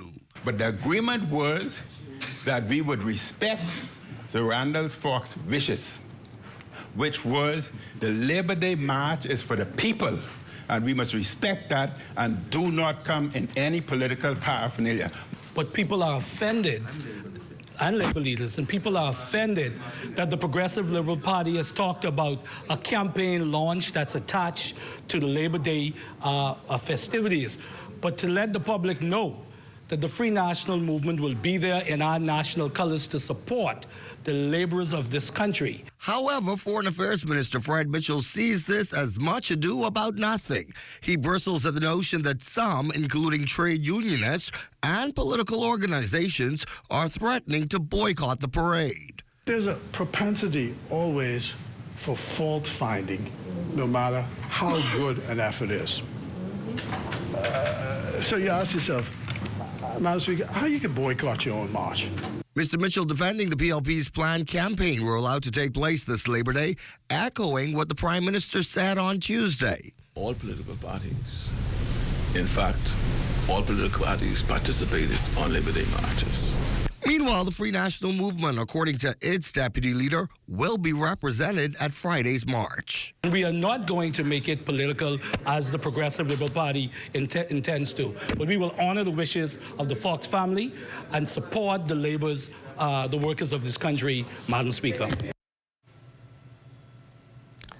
And with that, Clint, we at least have an answer to your question from last night, whether other political parties would be participating in Friday's march. It turns out, well, we know the Progressive Liberal Party will be there, and now we know, so will the FNM. Clint? Corvo, just before you go, I know we've been talking about this ever since last night. What about, the coalition now has a member in the House. Do we know what they're going to do? I think people said there may have been some talk from their leader, Lincoln Bain, that they won't. Have we got anything concrete on that? No confirmation, but there is a social media posting from the Coalition of Independents stating that it will not take part in Friday's parade. What about Obi Ferguson? I know we did hear Prime Minister appeal to him to show up. Do we know whether he's changed his mind, or has it still been the same position at this point? Well, we still haven't heard anything from Mr. Ferguson either as to whether he and his affiliate organizations will take part in Friday's parade. We do know, though, that we saw Belinda Wilson on the rundown last night, and she and her crew, they intend to be there in full force. All right, thank you, Corvo Parfum. Somehow I see you're going to be doing a part 3 on this tomorrow. Thanks a lot there. And of course, folks, we've been talking about this march for a while, right? And I keep saying that we cannot lose sight of the cause. Right? The cause is about workers. It's about celebrating where we've come as a nation for workers in this country, and it has to be always about workers. Has to always be about workers, has to always be about celebrating. That's why I didn't understand why TUC would boycott, like the minister said. Why would you boycott your own parade? It's your parade. It's to celebrate and honor workers in the country. You should be there. As to the debate about the PLP launching its campaign I wonder how much of a launch can it be? It's a parade for workers. The only thing it could be is a gathering of PLPs to march together as they do at the back of the line with other political affiliates. I don't know if it could be a launch. I don't know if they're going to be carrying around paraphernalia saying their theme. I would think when you talk about a launch of a party's campaign, the campaign slogan is there, the theme is there, paraphernalia about the campaign is there. I don't think that's going to happen. I can't imagine why they would think that would be the place for that to happen. I don't think it's going to happen. I think what you're going to see is the party march, and what you may see them in is their party shirts. And they may have Labor Day themes on it, but I can't see it being a campaign launch. I think the term probably got mixed up somehow, somewhere, because it wouldn't make sense. I think it's going to be their first outward show of support heading into an election campaign. Perhaps maybe that's what they're intending to do. And fine, that should each their own. But at the end of the day, it's a parade for the workers. I think it ought to remain that. I think it ought to continue to be that. I think workers and unions who represent workers ought to be on full display and in support of workers in this country, and failure to be a part of it will only be detriment to you and your unions. I think it's a perfect time to be out there. The media is out there. You have all of them out there to talk about your issues, your concerns. It's a perfect platform to voice your concerns about labor in the country, and to miss that opportunity, I think this doesn't make any sense. But we'll see, to each their own, and we'll see what happens. It's a story that's generated a lot of attention today. A member of Parliament told a local daily that the governing Progressive Liberal Party's backbenchers are not getting a fair play in accessing resources and funding that could be benefit better be benefiting their communities pretty much. And he contends that cabinet ministers are using public resources for political gain, according to a daily source. Well, Felicity Darville got this reaction from several members of Parliament tonight. Member of Parliament for Southern Shores Leroy Major said that backbenchers are struggling to get government support for basic constituency needs, while cabinet ministers enjoy disproportionate influence. He said MP for Pinewood, Miles LaRota, for example, will benefit from a $20 million budget allocation to alleviate flooding in his constituency, while Southern Shores also needs it. Minister LaRota responded. And I do believe that the MPs on this side make decisions in the betterment of their communities. There's no evidence, as far as I am aware of just personal gain. And if it means lobbying, as I was singled out, I make no apologies about lobbying for road and flooding remediations in Pinewood. That was something that I campaigned on. Well, ZNS News spoke with other backbenchers as they headed into the House of Assembly today. MP Bacchus Roll said South Beach isn't being left out. It rained for the past 2 days, but there has been no flooding. So we saw that the drainage that the engineering that we would have put in place there on East Street South, new drainage that we would have seen in various areas in South Beach, Palm Avenue, Silver Pines Close, etc. That's been very successful for us. West End and Bimini MP Kingsley Smith said he's happy with the government's support for his constituency. There's a brand new airport that is building in South Bimini. The roads in South Bimini are being repaved. The opening of the 8 Mile Rock Government Complex, the Obadiah Wishcombe Complex. The Holmes Rock Primary School, Junior School, is about to be completed. There are also plans for the rebuilding of the West End Police Station. A Pine Forest Park that was dilapidated for some 20 years is being completed. MP Jamal Strawn said they're taking care of Nassau Village. Government is inclusive. The resources are being shared. Nassau Village is a major recipient of them all.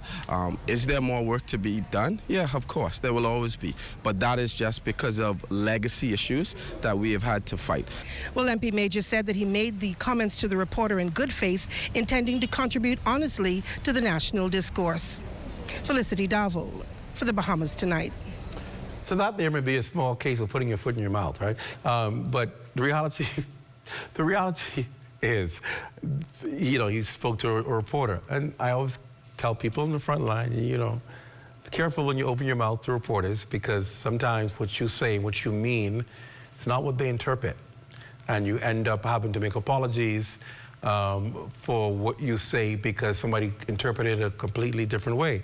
And I believe his intentions were well. I mean, Leroy Major, he's a pastor, a good man, and he has good intentions, I would think. And I think what may have happened there is exactly that, a confusion in communication, and it came off incorrectly, and it became the headlines for the Tribune. And we know the Tribune, right? So he gave them something to go on, and they ran with it. But that's a classic case of a lesson, I think, well learned. And be careful, little mouth, what you say, because it could be interpreted the wrong way, and you find yourself spending the entire day trying to make up for your fray.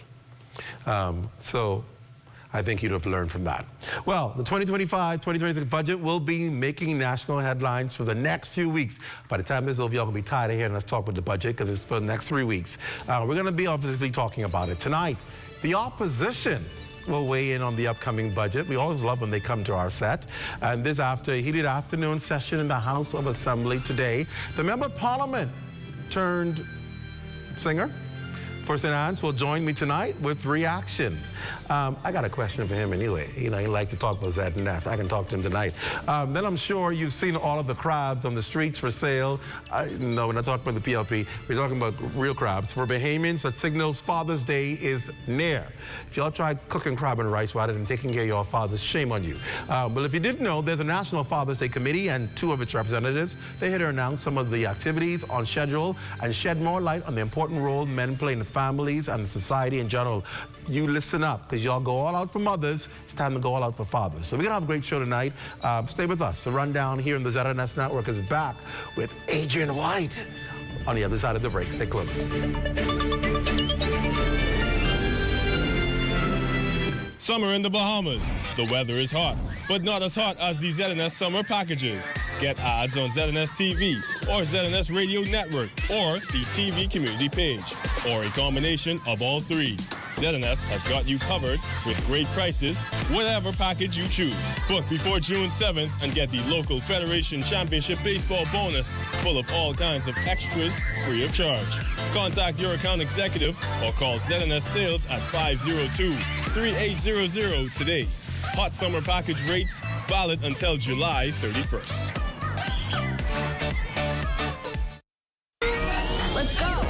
At Frame Studio, as soon as you enter the door, we showcase any individual that comes in there and make it feel like they are at home. The space itself is 1,800 square foot. Our psych wall, which is industry standard also, is 24 feet wide. You can do anything that you can possibly think of. At Frame Studio, under our theme, Now Create More, we look at Frame Studio as a canvas. And any artist know a canvas is blank, and then you create whatever you want to do, right? So we have where you could rent tools. We even have workstations that people could rent out to anyone inspiring to do what I've done, or what my colleagues have done, or any other journey. I would say to you, don't be afraid. The worst someone can actually tell you is no. So if you have a vision, you have an idea, not everyone will get it. But if you believe in your vision, you believe in your idea, I say go wholeheartedly at it. For more information about the Creative Entrepreneurs Initiative and the Crafting the Bahamas workshops, email info@sbdcbahamas.com or call us at 461-7232. Good morning and welcome. I'm Dr. Gale, and I'm inviting you to be a part of a journey where we open the Word of God to receive strength, to receive empowerment from the Scriptures as they have been written. Get your Bibles, get your cup of coffee or your tea, because this journey is gonna be great. This is your day of victory.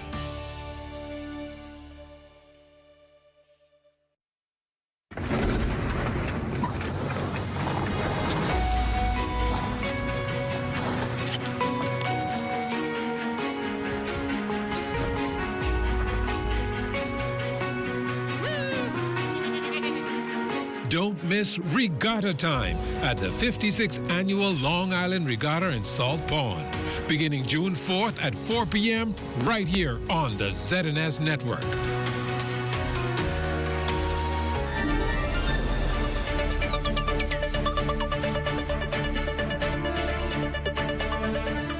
Welcome back to the Rundown. A special good night to all of you who are here in the Lions, and I see you. Great to have you. Bertha Smith, always good to have you there. If you're watching your various platforms on YouTube or on your various cable platforms or Flow TV around the country, Turks and Caicos around the region, internationally, welcome. Always good to have you. Well, he started his political journey as an election poll worker in the late 90s. Now, noted attorney Adrian White has elevated to the halls of Parliament as a member of Parliament for the St. Anne's constituency and the leader of opposition business in the House of Assembly. As a budget debate begins, his role ensures that the voice of the opposition is heard, literally the voice. And we had to show you what the St. Anne's MP did at the start of the debate this morning's session. Take a look.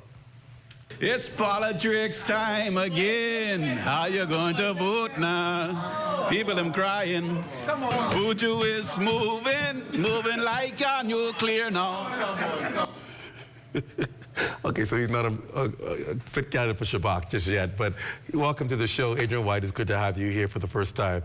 Welcome. Thank you very much, Clint. Pleasure to be here on ZNS. So what prompted you to sing this? I have to start off asking that. What prompted you to start soloing?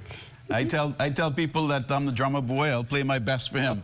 So when my colleagues are being attacked and the Prime Minister was hitting some good blows, reciting some of the writings from our leader's book on politics. Yes, yes. I had to remind him that those were the observations from Michael C. Pintard, and that people play politics in the country, and one of the best, the man who wears the crown for politics, is the good Prime Minister who walked around prior to the last campaign with Buju Banton. You have good memory. Yes, all right, sir. so let's jump right into our discussion tonight. Obviously, the opposition is going to be talking about the budget, 2025-26 budget. You would have had a press conference after the initial communication, and today you would have heard Prime Minister to talk more about it. Your thoughts on this budget? It's clearly a election budget. I won't say there's electioneering, but people are getting money placed into their pockets. We still have an issue with single source contracts, even to where we saw $20 million awarded for Long Island recently. Long Island needs it. Right. All constituencies need it, like Leroy Major was saying earlier on. But I look at this as a bucket list budget. So we've got a prime minister who's been in government for decades. He's taken this administration to times traveling around the world, holding great galas, and now he wants to finish with something on his report card like a balanced budget.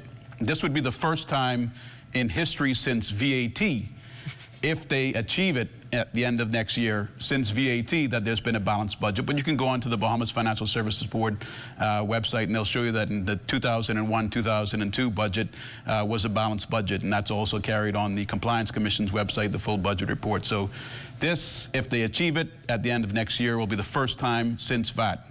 Collecting VAT, that's a lot of tax money. It makes it a lot easier. The government has said that anything that's good for the Bahamian people is bad for the FNM.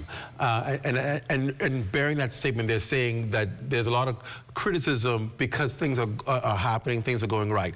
Is that the FNM's position? Is the FNM, do you feel that whenever there is perhaps good news for the country, it impacts the electability of the Free National Movement? What do you say in response to that statement? No, I don't believe that's the case at all. I think the FNM is good for the country.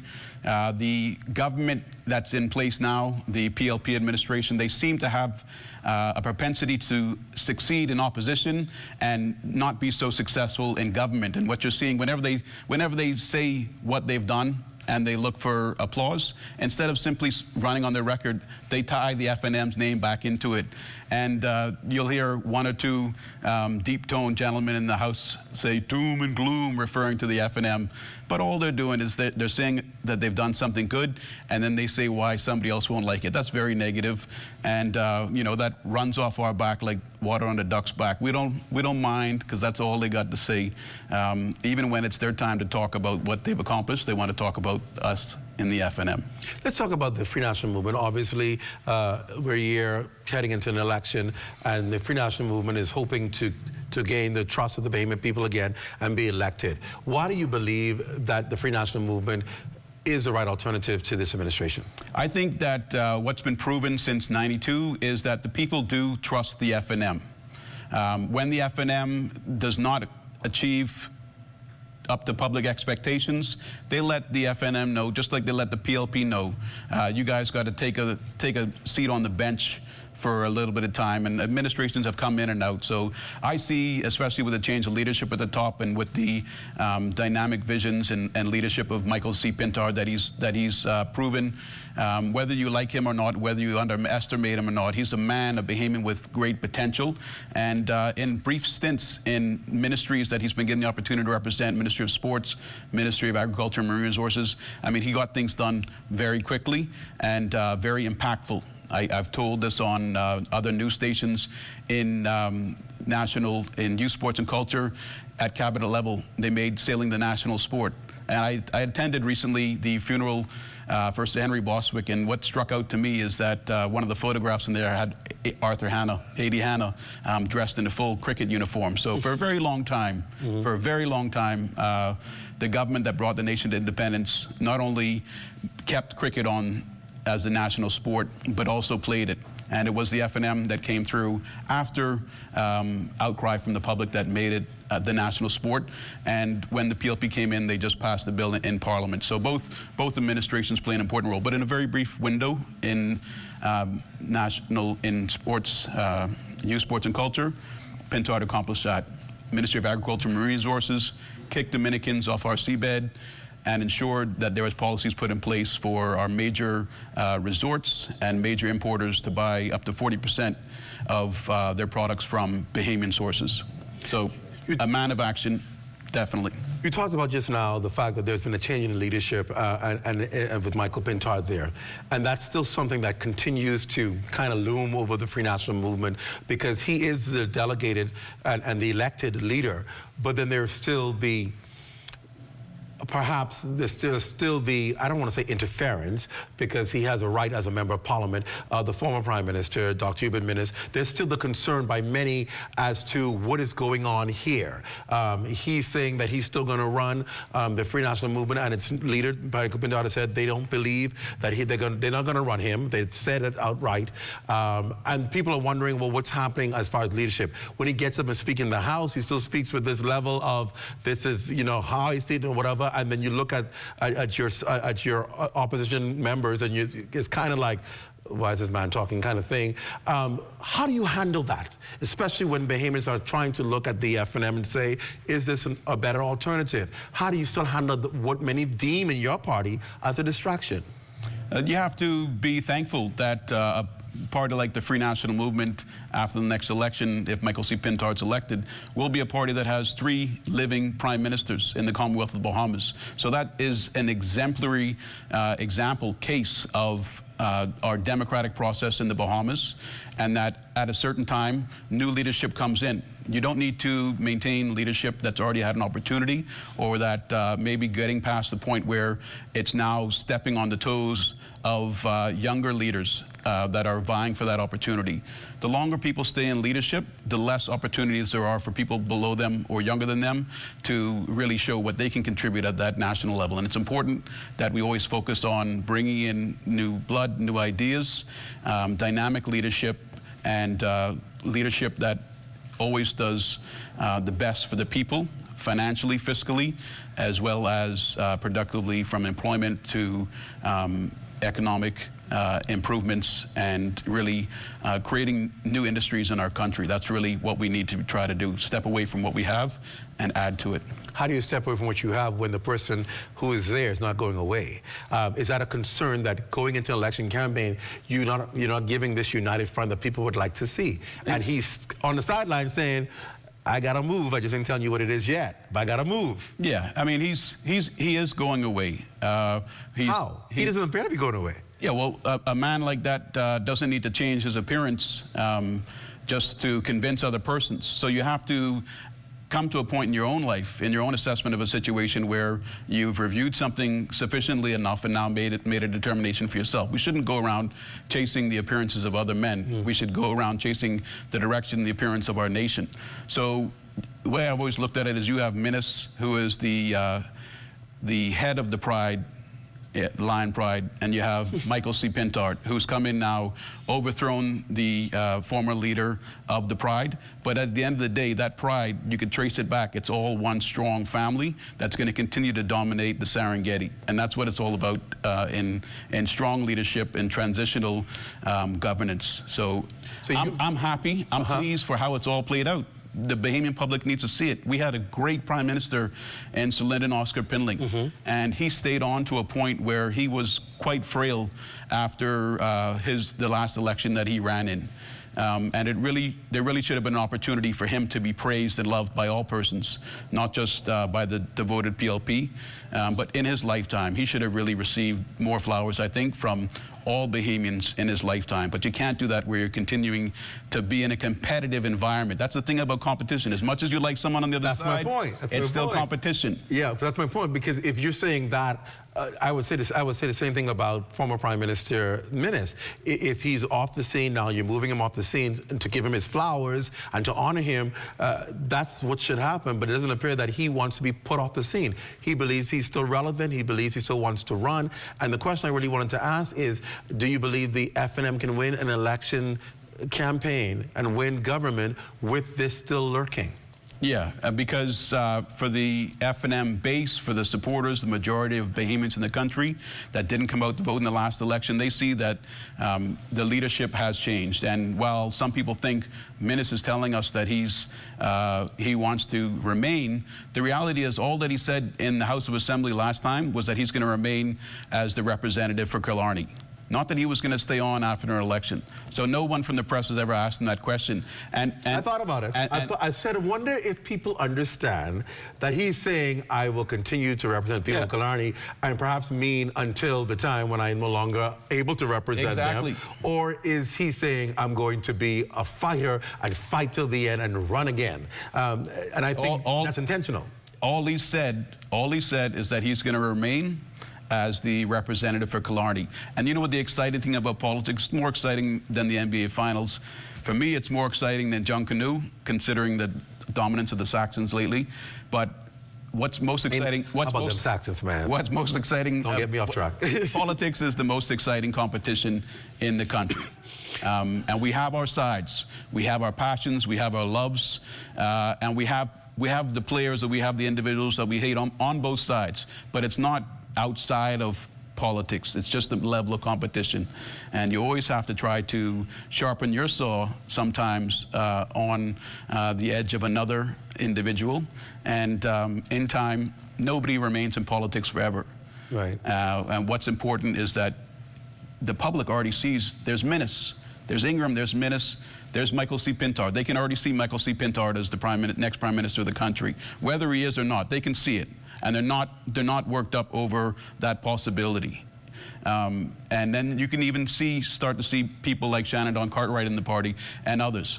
But there'll be stints, there'll be other administrations of PLPs and PLP administrations. And what's interesting is after the Prime Minister gave his contribution today in the House, when the House was packed with all the soldiers on the PLP side, he didn't come back for the afternoon. Fred Mitchell came back in the House. I think the government had maybe 12 members. Fred Mitchell, because he has a physical ailment right now, limped out afterwards. And you had I. Chester Cooper, and you had Joe Beth. And normally when the PLPs are there in the front row, they converge on that front row together. You know, it's a power scrum like you would have in rugby.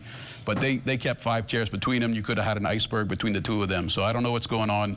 What do you summing that up to be? I don't know what's going on there. I mean, I guess they would both like to be leader, but definitely one of them would like to be going into the next election as leader of the Progressive Liberal Party. And to the credit of Philip Edward Davis, he's had a spectacular run in politics, and I think he even knows that he would be happy seeing his legacy continue, no matter what side of the House it's on, because we are all Bahamian at the end of the day. Let me ask you, what is the public telling you about the FNM's leadership? The public is telling me that they're not so concerned about leadership. Leadership's been settled. What they want to see is the candidates. So they want to know who the candidates are. They want more. They want more. They want more. That's a sign that there is deep interest in the FNM.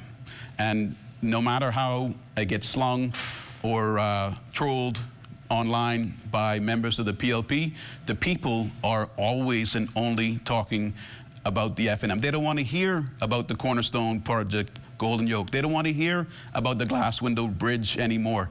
They don't want, now that it's opening their eyes to it, they don't want to know that they're paying $500 million more in VAT, roughly $1,250 per person, not even per household, than they did under the FNM. In the past 3 years, because 10% VAT has been applied on everything, that's a much larger net. They're not catching a few of the fish. They're taking the whole school. They're taking the whole school of money. People are going to be annoyed when they realize that the PLP has come to where it's at because they've taken more from the Bahamian people by way of VAT. And VAT, as I said today in the House of Assembly, is a PLP legacy. All right, we're going to take a break. When we come back, we have some more questions for the man who is responsible for opposition business and the MP for St. Anne's. We're going to take on some controversial questions that he's had to answer because of some things he said. We'll talk about it right after the break. Stay close. Hey, what's up, Mario? Hey, Dale, what's going on? Have you seen ZNS new digital platforms? No. Let me go check it out. Good day, Bahamas. I'm Devontae Hanna, and this is ZNS Digital, where we cater to your news and entertainment needs. Are you a foodie? I thought so. Then look out for Digital Bites. Shining a light on Bahamians and the good that they do, ZNS Digital is home to the Sunshine Room. Keeping up with the latest trends, our original content will keep you entertained. Yeah, that's cool. But have you seen the new website? No, I didn't see it. Let me go look. We're still your most trusted source for news and information. That's ZNS Digital? Yeah, that's ZNS Digital, the people station in your pocket.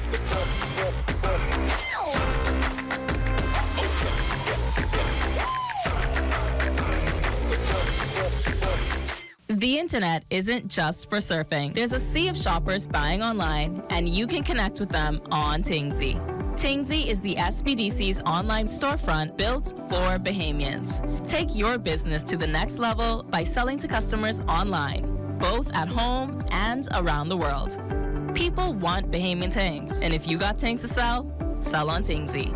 Find out how you can connect with a sea of buyers by visiting TingsyBahamas.com. You've got termites and need to get rid of them fast? Trust Rent-A-Kill Initial. With over 60 years experience in the Bahamas, the global brand, training, and expertise can't be beat. Only Rent-A-Kill Initial gives you a 3-year warranty and payment plan options on termite fumigation. No one can match the range of treatments we offer, such as fumigation, pre-construction treatments, termite monitoring, and more. No matter where you are in the Bahamas, we will come to you. When it comes to complete termite eradication, there's only one name, Rent-A-Kill Initial.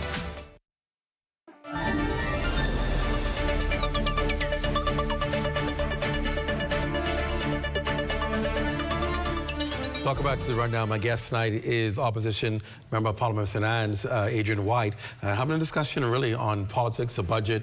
And we were talking about the upcoming elections and candidates. I want to go back there because obviously there's this anxiousness to, like you said, to hear who are the candidates, because people want to know, okay, do I have a viable option, or do I stay where I'm at, or is there going to be some good? That puts a lot of pressure on the Free National Movement to put out very, very good candidates in order to attract the voting public. Is that what's taking so long, to make sure you at least try to get it right? You definitely want to get it right. There's going to be a lot of scrutiny after the candidates are selected, and the game of politics is being played by the government right now. So what they're really waiting to do is see who the FNM will bring out, show your hand, so to speak, without showing theirs. Last week, the PLP chairman was in the paper saying that all candidates have to go through the reapplication process. So they're finally now recognizing, and the public is getting a bit of information that they, in fact, are in the same position the FNM is in, except one man in the PLP knows when that bell's going to ring. Right. And that's when you know it's game time. It's time to campaign. It's time to get out there. Time to sell your policies and your platforms to the Bahamian people. And you don't have to know exactly who you're going to have as your candidate too early in advance if you just go based on history. I know that the public deserves to know early on, especially the FNM supporters. They deserve to know early on because they really want to get back into this thing again. Right. They've seen what's happened with this administration. But last election, the bell was rung early. There was 4 members in the House of Assembly for the opposition, Glennis Chester, Philip, and I think one of the gentlemen from South Andros, I would call Pricewell Forbes. Yeah. So, a good chairman. Yeah. And for some reason, even though they only had 4, they took one of those persons away.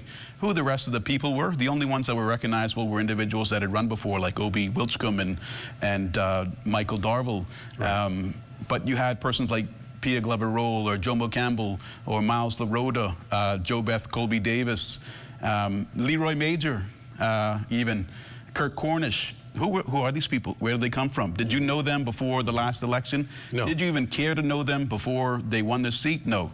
So you're hoping that same kind of scenario plays out again?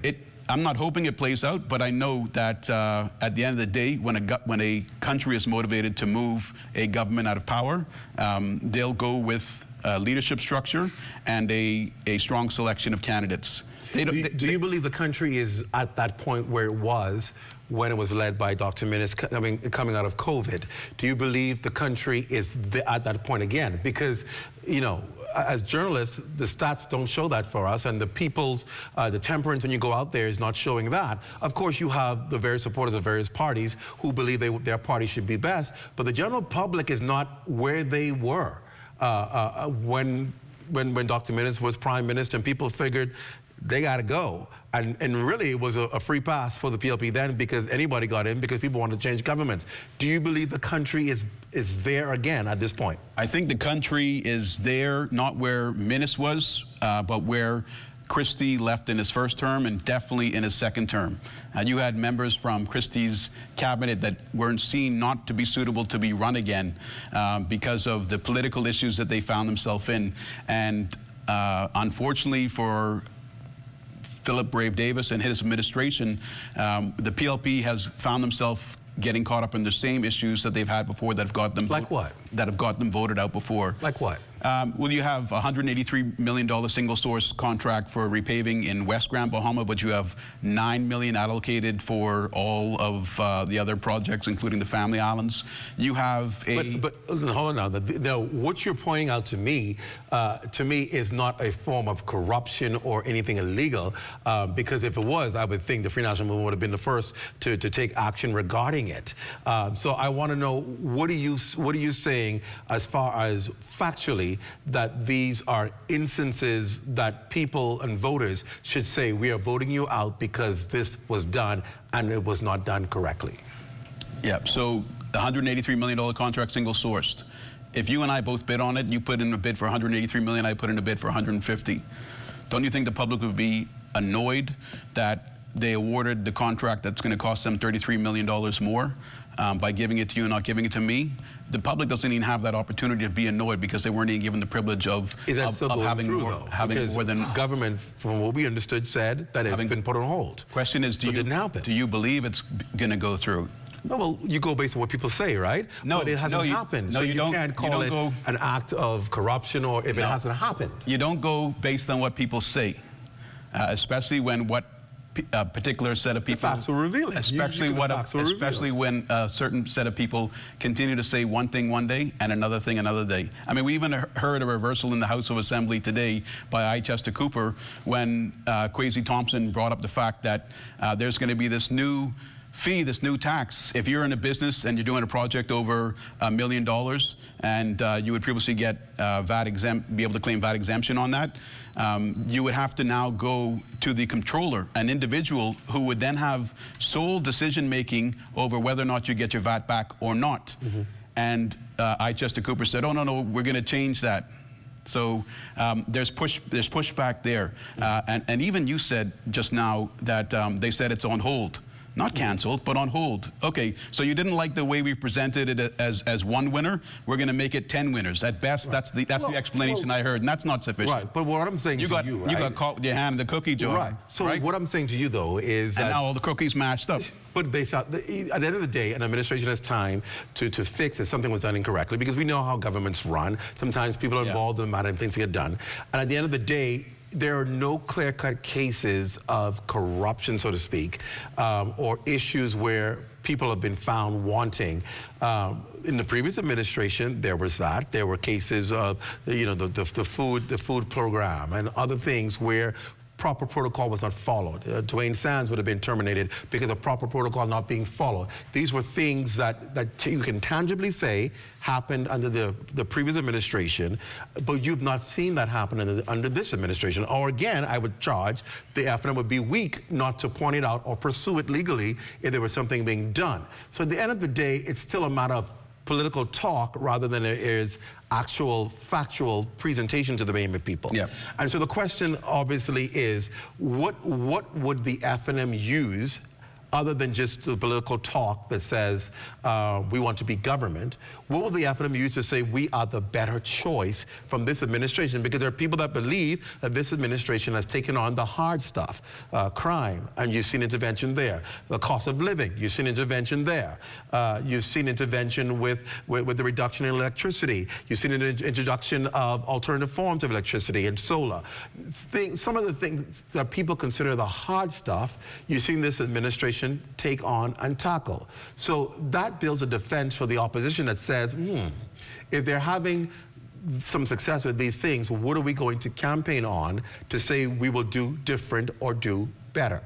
And I asked you that, what will be the FNM's platform and campaign other than just rhetoric talk of politics? Yeah, well, before I answer that, the first comments you were making were the FNM held Dwayne Sands accountable, the FNM held this person accountable. Who was this person? I don't know. They didn't hold full people accountable. They didn't hold the full people accountable. The PLP never holds people accountable. And trust me, what the public has seen with this PLP administration, they know that they've been caught 3, 4, 5, 6 times. FTX, they've got a Southern District of New York court case hanging out there with who is the high-ranking politician that apparently was named by one of the police officers. They've got the lease of the seabed by someone who wasn't seen to be fit to be on the candidates list again, maybe interested in coming back on the candidates list this time around. But what the FNM would do differently was it would continue to hold itself accountable. And what I believe that the public cannot bear is to give the PLP another chance, because if you have already given them a golden ticket to prove what they can do, and they've shown you what they're really up to give them another term right after the current one that they're in is going to be literally giving them a blank check to destroy this country, in my opinion. But there are people who believe that they're benefited by the programs and plans. There are people think of the thousands of people who've gotten jobs because of all of the investments, Grand Bahama particularly. There are people who believe there has been some success. So while I agree with you, there may be people who feel as though, listen, this has been a wash for me, I can't do this again. There are some who have benefited. And when they go to the poll to make the decision, they may seriously consider the Free National Movement and want to say, well, why would they be better? And they're going to look for that tangible reason as to why. We were talking about Grand Bahama just now. Why wasn't the Free National Movement in Grand Bahama for the signing of the heads of agreement for Grand Lucaim? You just said that some have benefited, jobs, etc. Reality is what we're seeing in our budget contribution is that this government is for a few, but it's not for you. Okay, coming back to Grand Bahama, but first, yesterday I heard an advertisement, Water Sewage. Water and Sewage is offering a 50% discount for persons who have had their water disconnected for a year. That's persons that don't have wells, that have public water supply through Water and Sewage Corporation, and guess what they're doing? They're offering you a 50% reconnection, 50% discount on the reconnection fee, not on your outstanding bill, but on the reconnection fee. This is where government entities have found themselves. This is where the public finds themselves. They have to offer 50% off just to get people back on water that have been off for a year. That's ridiculous. But why the FNM wasn't in Grand Bahama, we had an event going on here in Nassau, and what's happening with the project in Grand Bahama. We wanted to come off. We want to see the details. You got two men, one is the Prime Minister and one is a hopeful, and Chester Cooper. One can say something, the other one can't back it up and say the other thing. Something very simple, something as exciting as that signing party was, something as exciting as that should be shared amongst all Bahamians. What was the function that you were to? There was so significant that you didn't attend that. Well, so we're not just expecting to remain in opposition. We're actually planning to be in government in the next administration. So it was a planning meeting related to that. So your planning meeting was more important than going to the... Going to a celebration where the investors were there. There was an agreement. If you're successful in government, you're going to have to be negotiating with them. Don't you think that would have been a great first impression? Well, we already have established a great first impression because our leader has made a direct line of communication. So he's talking to them directly? Yeah, he's already reached out to them directly. So it's one thing to be up under Philip Edward Davis's arm, like the rest of all the cabinet were there. I mean, I don't know if they caught the free ferry there. They definitely charged the taxpayers the flight airfare. So we didn't have to be there, but we want what's best for Grand Bahama. We want this deal to come through. Right now, the public wants to see what the details of the deal are. They don't want to hear about Golden Yoke. They don't want to hear about the glass window bridge. I want to move quickly because they're telling me I have to wrap up, but I want to get some other quick stuff in here for you, real quick answers. Did you apologize for the comments stating that only sensible people vote for the Free National Movement? There was a whole thing about that. What was your position with that? I made a statement about it. Only was never part of anything that I said, and in fact, the words that were used were the words of Christian Jones, and at the end of his words, I just said yes, but only never played into that. So I've never said it's only FNMs, and I have apologized. All Bahamians are great in this nation, and that's something that I believe in wholeheartedly, and that's why I represent the great constituent St. Anne's, and I'm a family man, and I'm fearless. I'll let you close with this real quick. Of course, you just said it. You're the member of Parliament for St. Anne's. Do you hope to be renominated for that particular constituency? Yeah, I hope to be renominated as a candidate. I hope to serve one more term in politics, make a contribution in cabinet. Something that the nation really needs is to have land use plans and land use policies. I said it very early in one of my first contributions in the House of Assembly. This government continues to operate with the cart before the horse, you know. Another way to say it can't be said on air. So we need to change that. We need to have land use plans. We need to have land use policies. We've been seeing more and more where even our environmental protected areas are being scraped down by heavy equipment when that shouldn't be happening. And with proper land use plans, everybody knows what they're allowed to do. We'll know where developers can be invited to participate in joint projects with Bahamian citizens who also have an opportunity to participate with them through ownership in that resort and that mixed-use development project. We know where our housings complexes are going to be. We know where our recreational green spaces are going to be. We know which of our family islands we're going to build up properly through city development and industry. So there's a lot that we look at because it's all that's in front of us now, but there's much more that we can do with proper land use planning, and hopefully the people will see me into the next cabinet. We're out of time. I'm going to have you back. It was a great talk, and I have a lot more talk. We can talk. So I definitely invite you back to come and talk with us and finish the conversation. Great. Thank you. And hopefully you're enjoying ZNS. As you can see, we've done a lot of modernization. Yeah. We didn't spend $200,000 on the trip. We spent $20,000. Yeah, well, nothing, it all was changed anyway, so I'm sure expenses had to be cut down. Whatever that meant. It was all indoors at the end, no longer in the mall. Whatever that means. Yeah. Thank you, Richard White. All right, thank you too, Clint. Stay with us. We'll talk. I'm confused. We'll talk to you Father's Day up next. Stay close.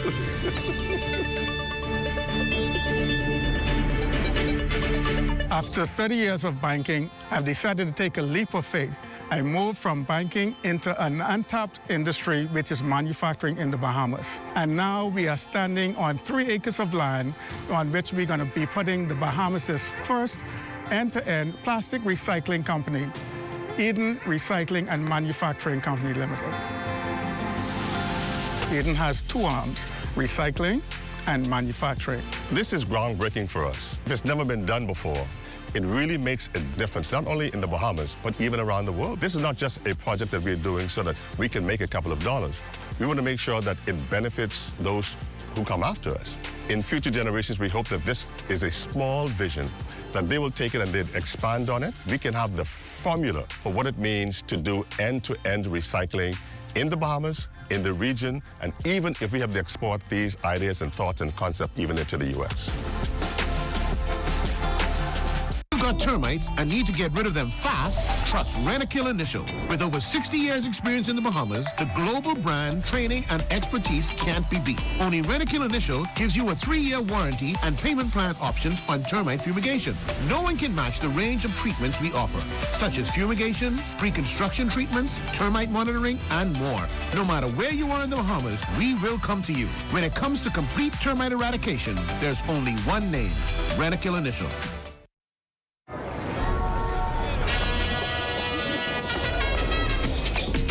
What is it that you want to do? And we want to have a good time. We want to be free to do what we want to do.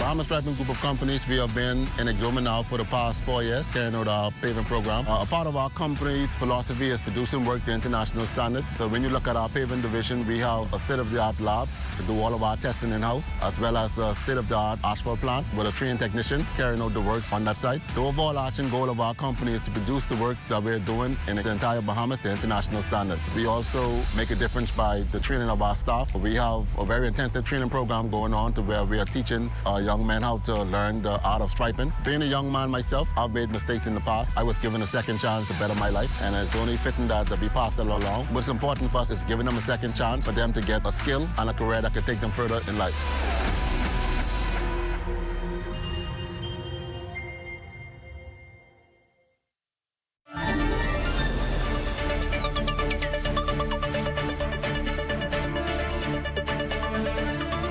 Finally tonight, in about 2 weeks, the country will honor the influence of fathers across the country. Father's Day also celebrates fatherhood and paternal bonds.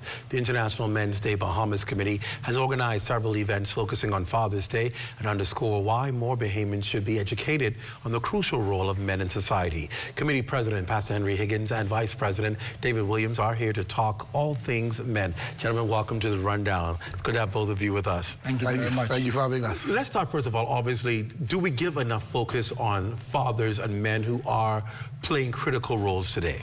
I think that is one of the major issues in our country. I think we put so much on the women, we put the men on the side.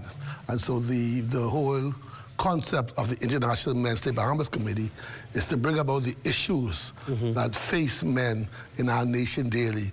We also about promoting men and celebrating men and boys, and not just the men who are always in the limelight, but celebrating the unsung men, the fathers. So there are a lot of them who don't say nothing, but they do their job. They do their job. And those are the men we want to celebrate. Those are the men we want to bring to the forefront as a part of our mandate. Are we still celebrating Father's Day the way we celebrate Mother's Day? Definitely not, and you began by talking about the fact that on Father's Day there's a lot of crab. You don't see as much persons on the streets selling baskets and whatever, and that's what we need to do. As a matter of fact, I've always said to people, and I'll say this now live, coming up Father's Day, I'll encourage all pastors, whether you're male or female, when you get into that church service, there's nothing negative, I repeat, should be said about fathers. My personal incorporated ministry is called Uplifting Men. That's what I believe, that's what I'm all about. And so I want to encourage publicly, and I'm going to say this live, if you go to church service, Father's Day coming up, and any pastor, preacher, deacon, whatever it is, have something negative to say about fathers, I am encouraging them to get up, walk outside of church and leave that service. We're there to celebrate fathers, and there are many good fathers in this country today. Talk about some ways that you want to uplift men in this country and fathers, of course. Well, we have a number of programs that we do through our International Men's Day. As a matter of fact, coming up this week on Friday evening, we're going to have a gospel concert, which is our pre-Father's Day concert, and we're going to be celebrating the number of unsung men during that concert. Where? It's going to be at Chapel on the Hill, and that's on Friday, 6th of June at 7 p.m. So that's going to be an exciting time. Fathers can come out, you can bring your fathers, so there'll be lots of surprises and prizes for the fathers, and just to celebrate the fathers, not the ones who you hear about all the time, but the ones who you don't hear about, but they are daily taking care of their jobs, taking care of their children, taking care of their families as fathers. And then, of course, our major event, which the Dave is going to talk about, will be our Father's Day initiative at the Bahamas Department of Correctional Center. So Dave is our chairman of that area. So yeah, you know, again, like I said, I believe, and I don't have nothing negative to say about men. Uplifting men is who I am. That's where God has called me to be. And this is why I believe He has called me to prison ministries. I've been involved for about over 20 years because I am going to men. They can't give me nothing back. You don't get the cameras in the front of me when I'm in the prison. Right. And what I'm seeking to do is go to those who would have, for whatever reason, they're down low, and I'm seeking to, through Christ, uplift these particular men. And so what we're doing for Father's Day, Saturday before Father's Day, which is next Saturday, we are celebrating 50 fathers in maximum security. Wow. They're having their children come with them, okay? We're going to provide care packages. We will provide food. We will provide drinks. And we'll also provide some gifts to the children. And so we'll be helping share that bonding. I had an experience some years ago, and that always stuck with me. As a young boy came to the door, his mother brought him. And he was quite a distance off, and he saw his daddy, and he started to say, "Daddy, Daddy, Daddy." And afterwards, I was so moved, I went to that young man, I said, "That is something you ought to think about. That impression should never leave your mind. Because look at your son crying out for daddy, and you're not here for him the way you ought to be." I'm sorry I didn't get his name, so I got a follow-up. But my point is, so what we want to do is celebrate with these men. We there are like Jesus Christ. Jesus meets us where we are, and He lifts us up and takes us to where He wants us to go. That's an excellent initiative. Pastor, I'll give you the final word. What do you want to say to people as we prepare for Father's Day and these events? Well, what I want to say to our nation is let's celebrate our fathers. Let's big up the fathers on Father's Day. Let's go above and beyond what you did for the mothers. Let's go up, because you know, God created us first. Yes. And the thing about the creator is whenever Satan sees me or you, he sees God. Why? Because we created in his image and his likeness. So that's why he wants to destroy us. So that's why it's important for us as a nation to uplift and strengthen our men. And that's what we do. We're going to strengthen our men as much as we can. And so we want to encourage the whole nation. Let's strengthen our men. Let's celebrate our fathers on Father's Day. There you go. You have a pre-concert, Father's Day concert, Friday, 7 p.m., Chapel on the Hill. That's off Tony Williams Darling Highway. You go up in the Hill Pass, original parties, for those of you need to know. Come out, support that event. And then, of course, the prison, your fellowship is going to be there celebrating fathers, men in maximum security. What an amazing opportunity. Thank you, gentlemen, for talking. And we believe that we can do more with our fathers if we just encourage them. Thank you so much. Thank you so much. Thank you. We appreciate it. That does it for the rundown. Be sure to stay locked to the ZNS Network for the Bahamas tonight at 11. It's a final newscast in the country with the latest news and information with Royce and Jones. He's already in the house getting ready. For all of us here at ZNS, I'm Clint Watson. Thanks so much for joining us. Remember, tomorrow's Rundown on Leadership with Ahmad Rashad, and then we're off on a long weekend. We'll be right back here with a Rundown on Tuesday. Have a safe weekend, everybody. Good night.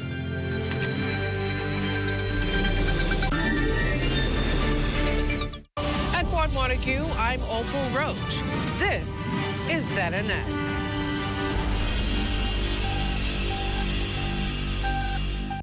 What if one phone call, email, or text message could drain your life savings? Would you know how to spot a scam before it's too late? This is Money Traps, Inside Financial Scams in the Bahamas. Today we go behind the scenes to expose the scams, unpack the threats, and help you protect your wallet. Keep watching. A brand new episode of You and Your Money starts now. You and Your Money is brought to you by the National Insurance Board, the Securities Commission.